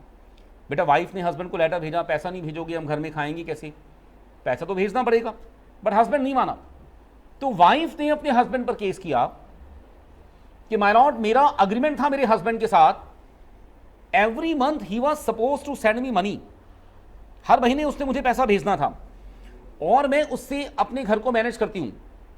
हमारे घर में झगड़े होते हैं वो एक सेकेंडरी मैटर है, बट मेरा अग्रीमेंट है उसके साथ, मैं घर का ध्यान रखती हूं, उसे अपना अग्रीमेंट पूरा करना पड़ेगा, पैसा भेजना पड़ेगा। कोर्ट ने कहा जी बुला लो हस्बैंड को, उठवा लिया बेटा वहीं से, कोर्ट में पकड़ लाया उसको। बोले बताओ तुम्हारा अग्रीमेंट है तुम्हारी वाइफ के साथ। तो हस्बैंड ने कहा कि मेरा अग्रीमेंट मेरी वाइफ के साथ है, we two are husband wife. और हस्बैंड और वाइफ के बीच में जो बातें होती हैं वो कमर्शियल कॉन्ट्रैक्ट थोड़ा ना होते हैं, वो तो डोमेस्टिक बातें। हस्बैंड क्या कह रहे हैं अपनी वाइफ को, वाइफ क्या कह रही है अपने हस्बैंड को, ये कब से कमर्शियल मैटर हो गया। तो ये कमर्शियल मैटर नहीं है, और क्योंकि कमर्शियल मैटर नहीं है तो लॉ में कवर भी नहीं होगा इसके अंदर। तो मेरी वाइफ मुझसे वो 100 पाउंड पर मंथ नहीं मांग सकती, उसका कोई लीगल राइट नहीं है, क्योंकि हमारे बीच में कोई कमर्शियल कॉन्ट्रैक्ट ही नहीं है। तो वाइफ कहती है नहीं, हमारे बीच में कमर्शियल कॉन्ट्रैक्ट है बिकॉज ये मनी मैटर है। तो वाइफ कहती है इट्स ए मनी मैटर, है ना बेटा, मनी मैटर। मनी मैटर होने से कमर्शियल हो गया, हेंस वो बाउंड है कमर्शियल प्रॉमिस पूरा करने के लिए, ये इस लॉ में कवर होता है। तो कोर्ट के पास पावर है इस केस में, वो उसे ऑर्डर देगा मुझे पैसा दिलवाओ। हस्बैंड कहते हैं कोर्ट के पास पावर ही नहीं है, क्योंकि ये लॉ तो बिजनेस लॉ है, हम कोई बिजनेस थोड़ा ना कर रहे थे बेटा। तो दोनों का झगड़ा हो गया बेटा। बताओ बेटा, केस समझ में आया? केस समझ में आ गया बेटा? ये हमारा पहला हर्डल, जब किसी केस को पढ़ते हैं समझ में आना चाहिए। ठीक है, लीगली केस को ऐसे पढ़ते हैं बेटा, हमें नहीं सेंसेशन बनानी उसके अंदर के लिए, उसको हमने काटा, हमने फ्रिज में रखा जी, दोनों का झगड़ा हुआ, दोनों ने बाल पकड़ के नोचे, ऐसा कुछ नहीं। सिंपल बात, हस्बैंड ने वाइफ को पैसा देना था, वाइफ घर का ध्यान रखती थी, हस्बैंड पैसा देने से मना कर रहा है। क्या ये अग्रीमेंट पर्सनल है या कमर्शियल है? आप बताओ बेटा, क्या लगता है, पर्सनल या कमर्शियल? वो पहले लेकिन कमर्शियल कह रही थी, आप 10 मिनट पहले बदल गए अपने आंसर से। अच्छा, कितने बच्चे कहते हो पर्सनल लग रहा है बेटा? ओके, और कोई कमर्शियल भी कहता है बेटा? कमर्शियल किसी को नहीं लग रहा, ठीक है। तो मैं आपको चलो इसका आंसर बताता हूँ, आपका मेजोरिटी आंसर ठीक है। अब आप देखो, आपने केस को ध्यान से सुना, ये आपकी कंसंट्रेशन है इस केस को सुनने में, कॉन्सेप्ट्स को सुनने में आपकी कंसंट्रेशन है। मैंने आपको बड़ा सिंपल तरीके से केस बताया और आपने बिल्कुल सबने करेक्ट आंसर दिया। पहले आपका आंसर उल्टा आ रहा था, it's a personal agreement. Court ने कहा पर्सनल अग्रीमेंट है। हस्बैंड और वाइफ के बीच में घर को चलाने की बातें पर्सनल होती हैं। यहां घर चलाने की बातें चल रही थी, क्या कह रहे थे जी, मैं तुम्हें हर महीने पैसा दूंगा, तुम घर का ध्यान रखना, ऐसा कह रहे थे ना बेटा। घर चलाने की बातें कर रहे थे बेटा, पर्सनल अग्रीमेंट था। अब क्योंकि पर्सनल अग्रीमेंट है, इस लॉ में कवर ही नहीं होता, तो हम हस्बैंड को ऑर्डर नहीं देंगे कि अपनी वाइफ को 100 पाउंड दे, हमारे लॉ में कवर ही नहीं हो रहा बेटा। हम हस्बैंड को बोल नहीं सकते कि अपना प्रॉमिस पूरा करें, हस्बैंड को ऑर्डर नहीं दिया गया। ठीक है बेटा, केस समझ में आ गया, डिसीजन समझ में आ गया। अब आप इसी डिसीजन पर टिक के रहना, आपने बदलना नहीं है, क्योंकि मैं आपको दूसरा केस बताता हूं, आपके मन से आवाजें आएंगी आंसर बदल दें, तो आप जो लॉ बना दोगे ना एक बार, वो फिक्स रहेगा सभी केसेस में। अगर आपको लॉ को बदलना है तो बहुत स्ट्रॉन्ग रीजन होना चाहिए। ये केस था हस्बैंड और वाइफ का, बेल्फर वर्सेस बेल्फर। बेटा कुछ ही दिनों के बाद कोर्ट में एक नया केस आया, मैरिट वर्सेस मैरिट। बहुत प्यारा केस बेटा, मैरिट वर्सेस मैरिट, बहुत ही प्यारा केस। ये भी वाइफ और हस्बैंड का केस है बेटा, Mrs merit versus mister merit. तो देखो किस्मत की बात है, पहली क्लास में हस्बैंड वाइफ के केस पढ़ा रहा हूँ सारे। यहाँ पर भी वाइफ ने केस किया हस्बैंड पर, Mrs merit versus mister merit बेटा, और नाम इसको ऐसे बना, सरनेम मैरिट है। यहाँ पर केस में क्या था, एक हस्बैंड और एक वाइफ है, छोटी सी फैमिली बेटा, हस्बैंड वाइफ के अलावा कुछ भी नहीं है, कोई नहीं, ना इन लॉज, ना ब्रदर सिस्टर्स, ना बच्चे, कोई नहीं बेटा। और दोनों बहुत ही अच्छे, बड़े गुड नेचर दोनों बेटा। हस्बैंड जो है एक अच्छी सी बड़ी सी कंपनी में एक सीनियर पोजीशन पे जॉब करता है, जैसे आप भी अपना सीए करने के बाद जॉब करने जा रहे हैं, तो हस्बैंड क्या है एक बड़ी सी कंपनी में मैनेजर की पोस्ट पे काम करता है। वाइफ हाउसवाइफ थी, घर को मैनेज करती थी। तो हस्बैंड और वाइफ का केस, हस्बैंड मैनेजर था, एक कंपनी में जॉब करता है, और उसने अपनी सैलरी से एक घर खरीदा हुआ है, छोटा सा घर खरीदा हुआ है, घर इंस्टॉलमेंट्स पे खरीदा हुआ है बेटा, और हस्बैंड जो है इस घर की इंस्टॉलमेंट्स पे करता है। तो हस्बैंड के पास एक घर है, घर की इंस्टॉलमेंट्स पे करता है अपनी सैलरी में से। बेटा वाइफ हाउसवाइफ है, घर को मैनेज करती है, दोनों की लाइफ बहुत अच्छी चल रही है। हस्बैंड हर रोज़ अपने ऑफिस जाता है, ऑफिस से घर आता है, अपनी वाइफ को ऑफिस की बातें बताता है, आज हमने ऑफिस में ऐसे काम किया, आज इतना काम किया, सारी बातें दोनों डिस्कस करते हैं, बड़े अच्छे सी बातचीत होती है, बहुत कंफर्टेबल उनकी लाइफ चल रही है।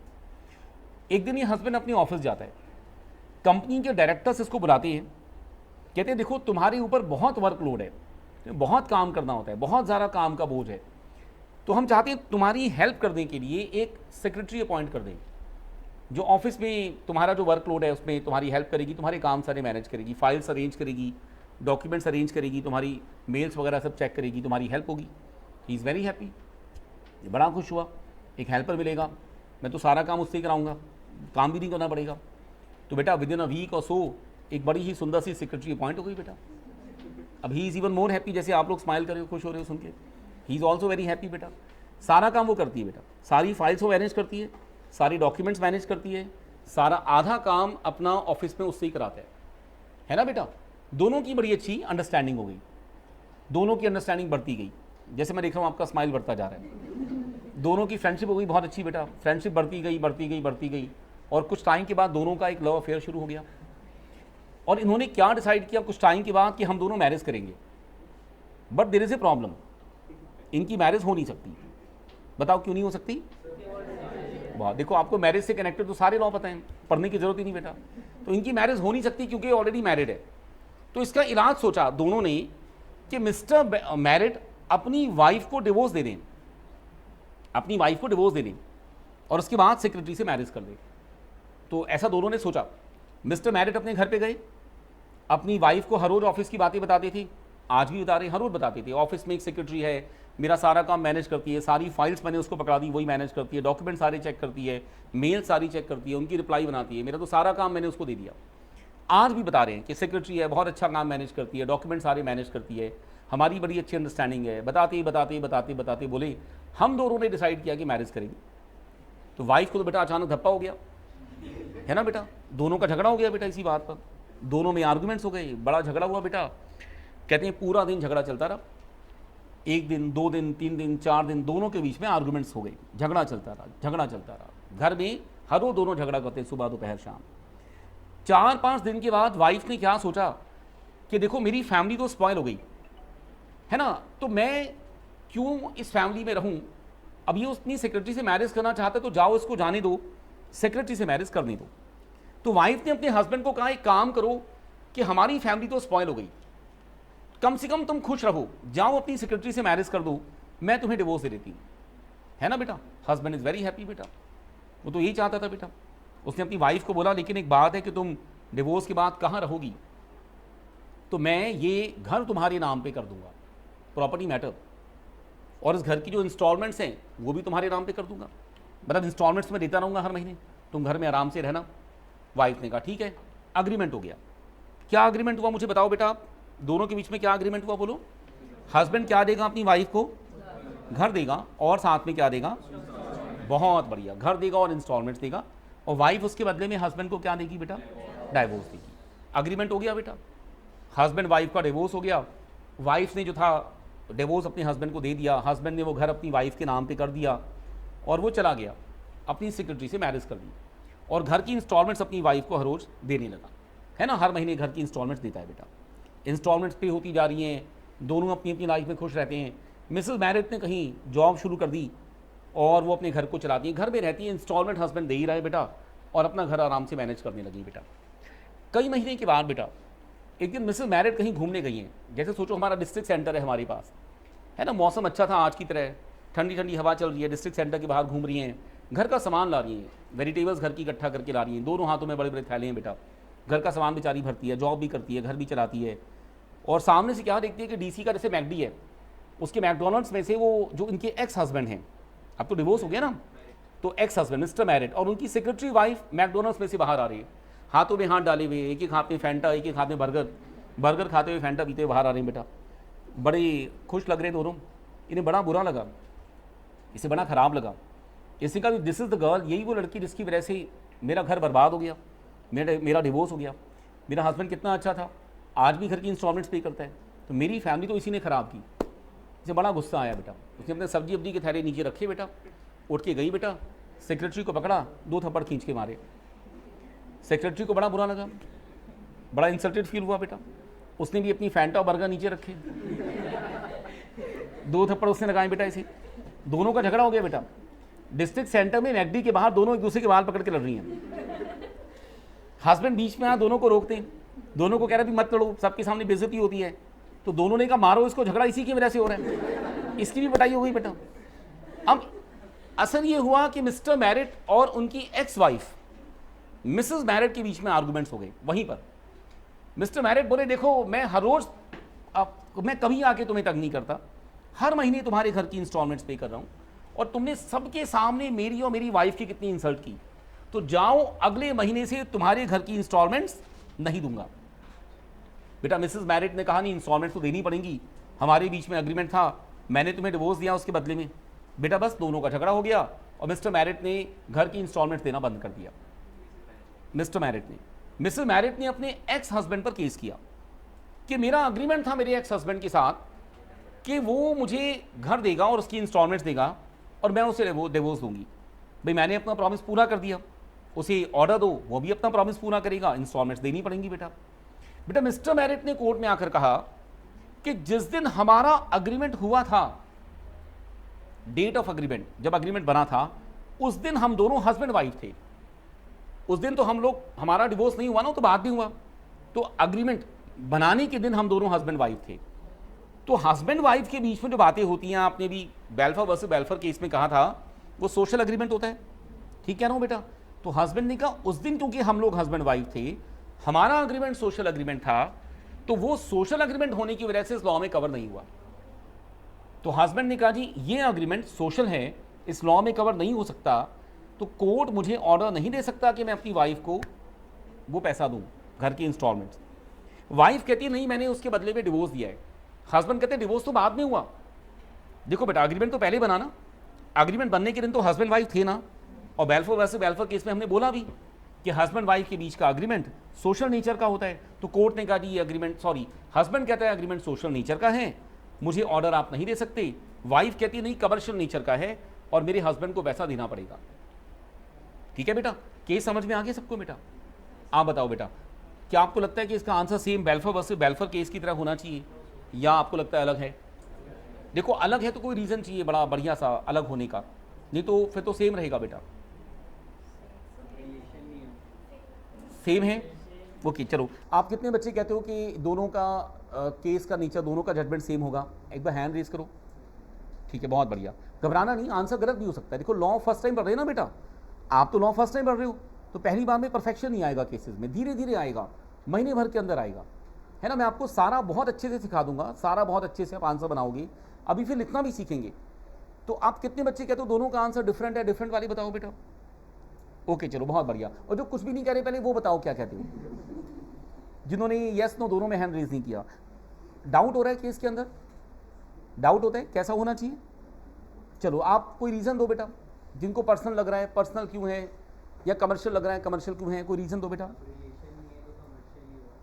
अब रिलेशन नहीं है कमर्शियल है, लेकिन देखो जो अग्रीमेंट का नेचर बनाते हुए रहा होगा पर्सनल, तो जिंदगी भर पर्सनल ही रहेगा, और बनाते हुए कमर्शियल तो बाद में कमर्शियल। नेचर बाद में चेंज नहीं होता, बनाते हुए जैसा हो गया बाद तक वैसे ही रहेगा।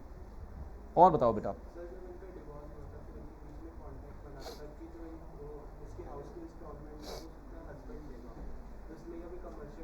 नहीं बेटा, इस बेस पे कमर्शियल नहीं कह सकते हम इसे, कुछ और रीज़न होना पड़ेगा अगर आप कमर्शियल कहते हो तो। और बोलो बेटा।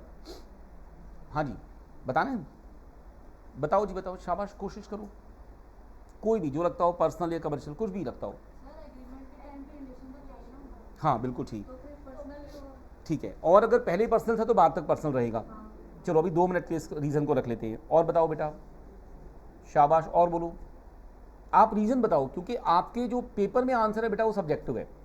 सबसे पहली चीज़ आपको करेक्ट आंसर बनाना है, फिर हमारा दूसरा सबसे बड़ा हर्डल होता है जो मैं आपको करेक्ट आंसर लिखना सिखाऊंगा।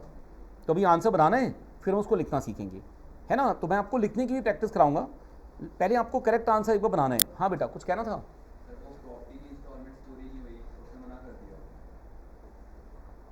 लेकिन इस बेस पर मतलब कमर्शियल कहना चाहते हो, लेकिन इस बेस पे कमर्शियल नहीं कह सकते बेटा, कुछ और रीज़न ढूंढना पड़ेगा तुम्हें कमर्शियल कहने का। और बोलो बेटा, कोई और रीज़न बेटा। चलो मैं आपकी हेल्प करता हूँ। आपने क्या था, मेरे एक एक वर्ड पे ध्यान देना है। मैं बड़े कैलकुलेटेड वर्ड बोलता हूँ, बड़े गिनती के वर्ड्स आपके सामने बताऊंगा, बहुत ही कैलकुलेटेड वर्ड। लॉ में हम कोई भी वर्ड एक्स्ट्रा यूज़ नहीं करते, मतलब हमारा एक भी गलत वर्ड हमारे केस के रीजंस को ख़राब कर देता है। मैंने पिछले केस में क्लाइंट बोली थी कि हस्बैंड वाइफ के बीच में घर को चलाने वाले अग्रीमेंट पर्सनल होते हैं। इसका उल्टा कर लीजिए बेटा, कहिए हस्बैंड वाइफ के बीच में घर को तोड़ने वाले अग्रीमेंट पर्सनल नहीं हो सकते। सोशल अग्रीमेंट कैसा, सोशल रिलेशन को मेंटेन करना। वेलफेयर वर्सेस वेलफेयर केस में क्या कह रहे थे, तुम घर को मैनेज करो मैं तुम्हें पैसा दूंगा, तो घर को चलाने का अग्रीमेंट था, दैट्स वाई सोशल था। यहाँ तो घर को तोड़ने का अग्रीमेंट है। तो लॉ कहता है घर को ब्रेक करने वाली, रिलेशंस को ब्रेक करने वाले अग्रीमेंट होते हैं ना बेटा, वो कमर्शियल नेचर के होते हैं। समझ रहे बेटा, रिलेशंस को मेंटेन करने वाले होते हैं पर्सनल, रिलेशंस को ब्रेक करने वाले होते हैं कमर्शियल। यहां दोनों जैसे बिजनेसमैन नहीं होते बेटा, दो बिजनेसमैन बैठ के बातें कर रहे हैं, तुम मुझे डिवोर्स दो मैं तुम्हें घर दूंगा। तो वाइफ क्या कर रही है, डिवोर्स बेच रही है, बदले में घर खरीद रही है। हस्बैंड क्या कर रहा है, घर बेच रहा है, बदले में डिवोर्स खरीद रहा है। तो वो ट्रेडर जैसे हैं, तो उनके बीच का जो अग्रीमेंट था वो कमर्शियल नेचर का हो गया, है ना बेटा। तो कोर्ट ने कहा जी कमर्शियल है। कमर्शियल अग्रीमेंट के अंदर हस्बैंड को ऑर्डर दिया जा सकता था कि अपनी वाइफ के घर की इंस्टॉलमेंट्स पे करे।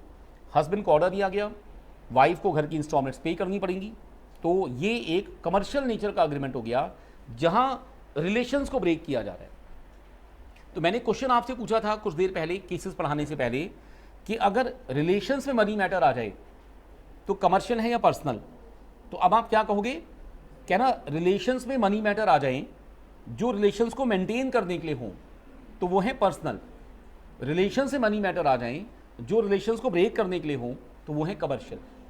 कमर्शियल को समझने के लिए best case merit versus merit, personal को समझने के लिए best case welfare versus welfare, है ना बेटा। बेटा मैं दोनों केसेस आपको लिखवाता हूं, उससे पहले हमें ना चैप्टर का नाम लिखना है, इंडियन कॉन्ट्रैक्ट एक्ट 1872। थोड़ा सा लिखने का काम करेंगे 5-10 मिनट का, उसके बाद बस आप फ्री हो मेरे पास से आज शुरू करना। इंडियन कॉन्ट्रैक्ट एक्ट 1872, इस लॉ का बैकग्राउंड भी बताऊंगा कभी क्लास के अंदर बेटा। इंडियन कॉन्ट्रैक्ट एक्ट 1872, ठीक है। और इसके अंदर आप सबसे पहली सब हेडिंग, तो मेन चैप्टर की हेडिंग हो गई, अभी चैप्टर चलेगा हमारा, उसके बाद पहली सब हेडिंग इसके अंदर applicability of law. Applicability of law, applicability of law, हाँ पहले पॉइंट्स बना के लिखवाऊंगा। एप्लीकेबिलिटी ऑफ लॉ, इसमें लिखो फर्स्ट पॉइंट, पहला point, the law is applicable in whole India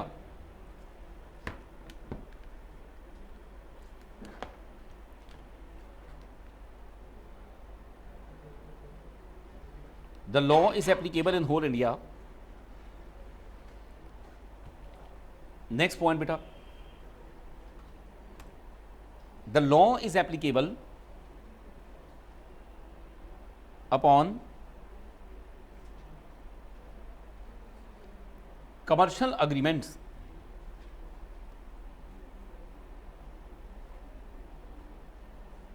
the law is applicable upon commercial agreements.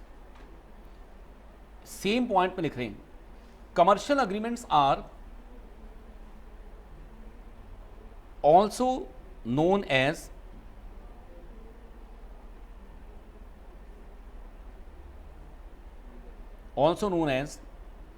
legal agreements.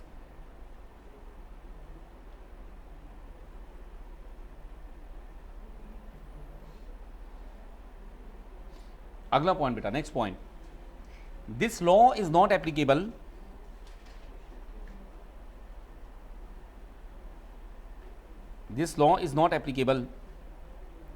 upon personal agreements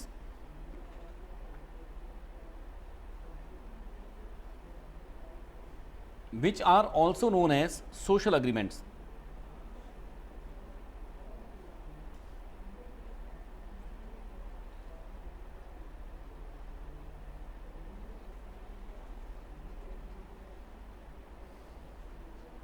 ठीक है बेटा, personal agreements and social agreement.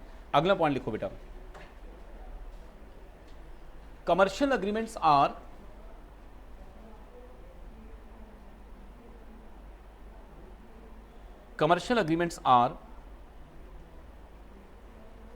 agreements involving money matter.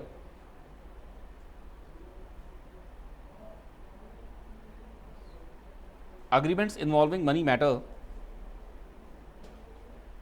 or property matters.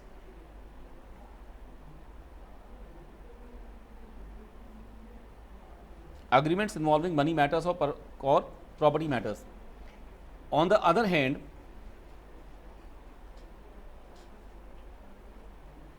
personal agreements are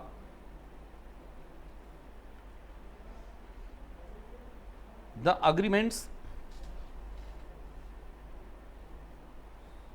involving relations between two persons. Relations between two persons, दो बंदों के बीच के relations की बात है. Relations between two persons.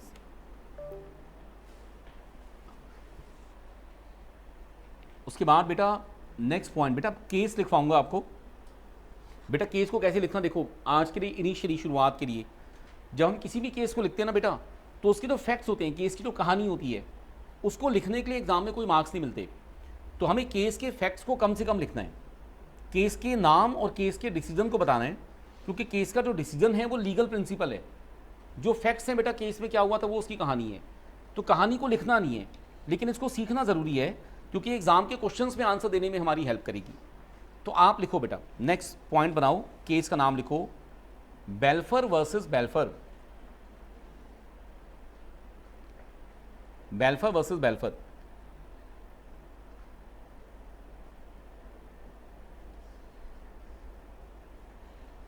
लिखिए, मैं बोलता हूं बेटा. इसके अंदर कहानी को बहुत शॉर्ट में लिख रहे हैं बेटा. In this case a husband was to pay some monthly amount to his wife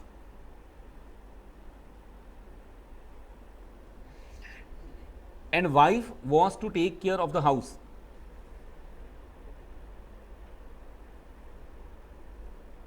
Wife was to take care of the house.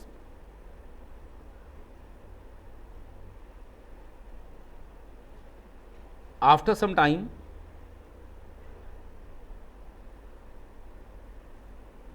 husband stopped paying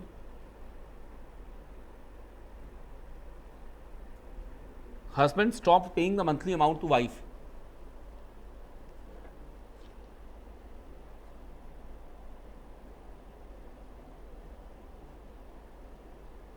husband stopped paying the monthly amount to wife, and wife started court case.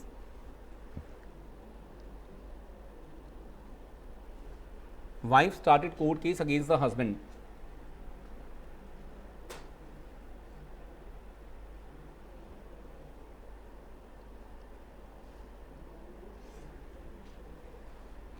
Court decided that, ये इसका decision है case का बेटा, court decided that, बेटा case को क्योंकि नाम से बता रहे ना ऐसा हुआ था, तो डिसीजन हमेशा पास्ट टेंस में चलता है, तो हम कह रहे हैं कोर्ट डिसाइडेड दैट, क्योंकि पुराना डिसीजन है पास्ट टेंस में चलेगा.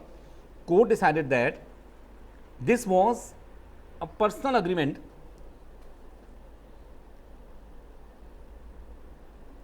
This was a personal agreement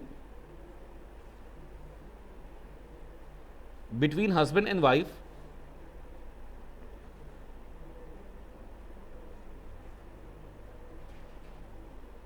and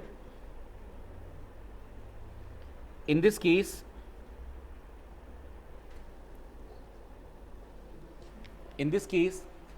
the agreement is for running a family. agreement है घर चलाने के लिए, agreement is for running a family, hence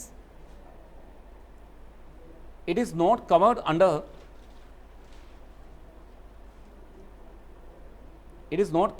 this law. ये इस लॉ में कवर नहीं होगा. it is not covered under this law, and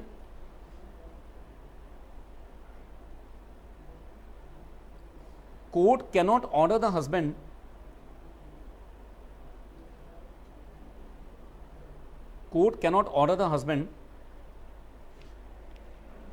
to pay money to wife. Wife को पैसा देने के लिए हम हस्बैंड को ऑर्डर नहीं दे सकते. Court cannot order the husband to pay money to wife. ठीक है बेटा, राइट, फिनिश बेटा.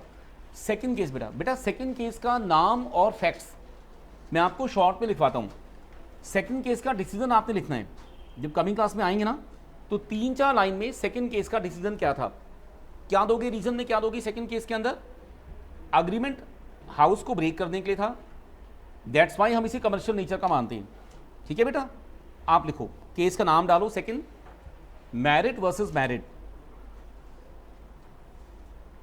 बोलो बेटा, in this case there was an agreement, in this case there was an agreement between husband and wife, there was an agreement between husband and wife that the husband was to give a house and its monthly installments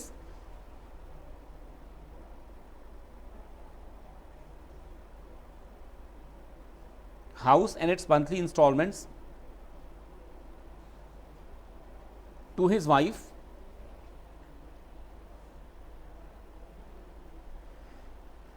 and the wife was to give divorce to the husband. Wife ने husband को divorce देना था. Wife was to give divorce to the husband.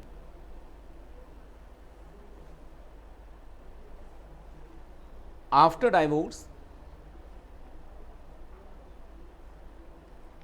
husband stopped paying monthly installments. After divorce, husband stopped paying monthly installments.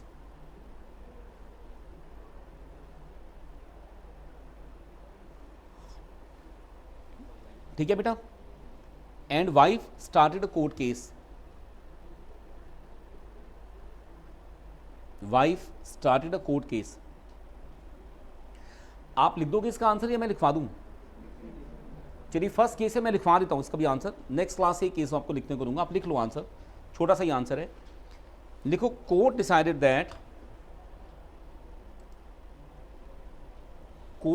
That in this case, beta court decided that in this case the agreement was of commercial nature. The agreement was of commercial nature and it was to break a family. ये एक family को break करने के लिए था बेटा. It was to break a family. Hence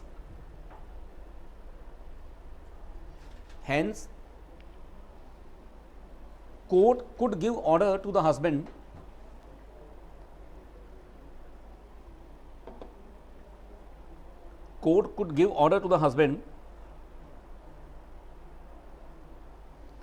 to pay the installments of the flat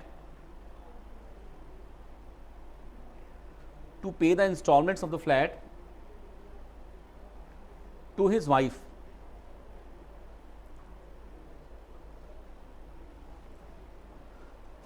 बस बेटा, ठीक है बेटा, ये घर को ब्रेक करने के लिए था, दैट्स वाई कमर्शियल नेचर का था.